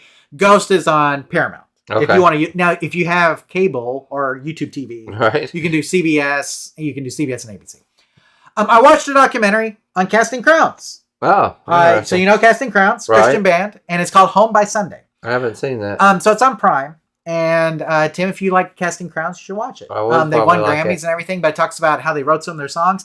It talks about how Mark, who's the lead singer, he's still a youth pastor at his church. I didn't know that. And so they have to be home by Sunday every week. They never perform on Sunday. Wow. They will literally sometimes drive the tour bus up to the church because they're getting back from like a Saturday night and will literally get off the bus and go into worship. Wow. And so, and like Casting Crowns is kind of the worship band for the church. Wow. And so it was very interesting how all of it worked and everything. It talks about some of the songs they wrote so there's some kind of tear-jerking stories that will really get to you. But you'll see like he's a youth minister first and an artist second. Like that's and all the people who were in Casting Crowns were people that were in his youth group. Basically. Okay. So like the entire backing band is all of that. And so but they call them the most successful Christian band. I don't know if they are, but they're close. Okay. So it's a really good documentary, though, if you're just interested. And it came out a few years ago, but I was looking for something to watch. I am currently in the process of watching Being Eddie about Eddie Murphy. I saw that. I think it's on my watch list. I've watched about half of it. It looks pretty good. Yeah, if you remember Eddie Murphy, sure. If you know his career, then I think you'll really like this. A lot of people, if you remember him all the way back from SNL. Right. That's like, Gumby. You need to watch it. You need to watch Mr. Robinson's Neighborhood. Exactly. If you remember that, then you need to watch it. Who is it? Yeah, exactly. If you remember him from there. Trading But places. It goes through his entire career. It starts at the beginning. When he was on SNL, he was 18. Wow. I mean, think about that for a second. So, has his brother on it, Charlie Murphy, who you remember from like Chappelle Show stuff. Mm-hmm. It's got Dave Chappelle in it, Tim. He's in it. Sure. It's got a lot of... I'll like it. I'll probably watch Jerry Seinfeld, stuff like that. Seahorses and Night says 5 is generous for Happy Gilmore, too. I thought a 5 is fine. I mean, because here's the thing. I laughed a few times. Yeah, exactly. I was the same way. I was like, oh, it's pretty funny. I was happy. Whatever. But... anything else we can talk about, Tim? No, I think we're about time to wrap it up. It's 8 o'clock and past my bedtime. But you're going to stay up and watch the rest of this game. I will. Okay. Well, right now it is, 10-3 Detroit. So we will leave you with that score. And we hope to see you guys soon. Now, again, we'll do our live show in January, Tim. I'm going to look up the date because I always like to do that before we kind of head out here. Let's see. That would be the 1st. We're not going to do it on the 1st, are we? Yeah, probably the next week. We'll probably do it on the 8th, guys. Just because, the 1st is an off day for us and kind of a holiday. And so we'll probably move it to the 8th just because, unless you want to do it like on the 2nd. But let's do it on the 8th. Yeah, I was about to say, let's do the 8th. So probably going to be 5 weeks to the next one. We'll do it on the 8th. So we can let all you guys celebrate New Year's Day. Because here's the thing, Tim. I stay up late on New Year's Eve to watch the ball drop, and I'm tired on New Year's Day. Go out of town, actually, that week. I'm thinking about it. There you go. 1st, 2nd, 3rd, I'm off. So we will just plan for the 8th then. So January 8th, 2026 will be the next time we see you. If you want to get in touch with us before then, questions@arcaderepairtips.com. You can always send stuff. Joe has sent like news articles and stuff in the past to us for me to post. Thank you, Joe. If you want to do that, feel free to do that. Love that. Or if you just want to say, hey, I hope you guys have a great Christmas, you can do that as well, man. We always want to hear from you guys. So send questions or greetings or whatever, hangout stuff to questions@arcaderepairtips.com. We'll be happy to talk with you. Okay, guys, till then. Good night. Happy holidays. Merry Christmas. See you soon. Go out there and do something for somebody. And we'll see you in the new year. Bye, guys.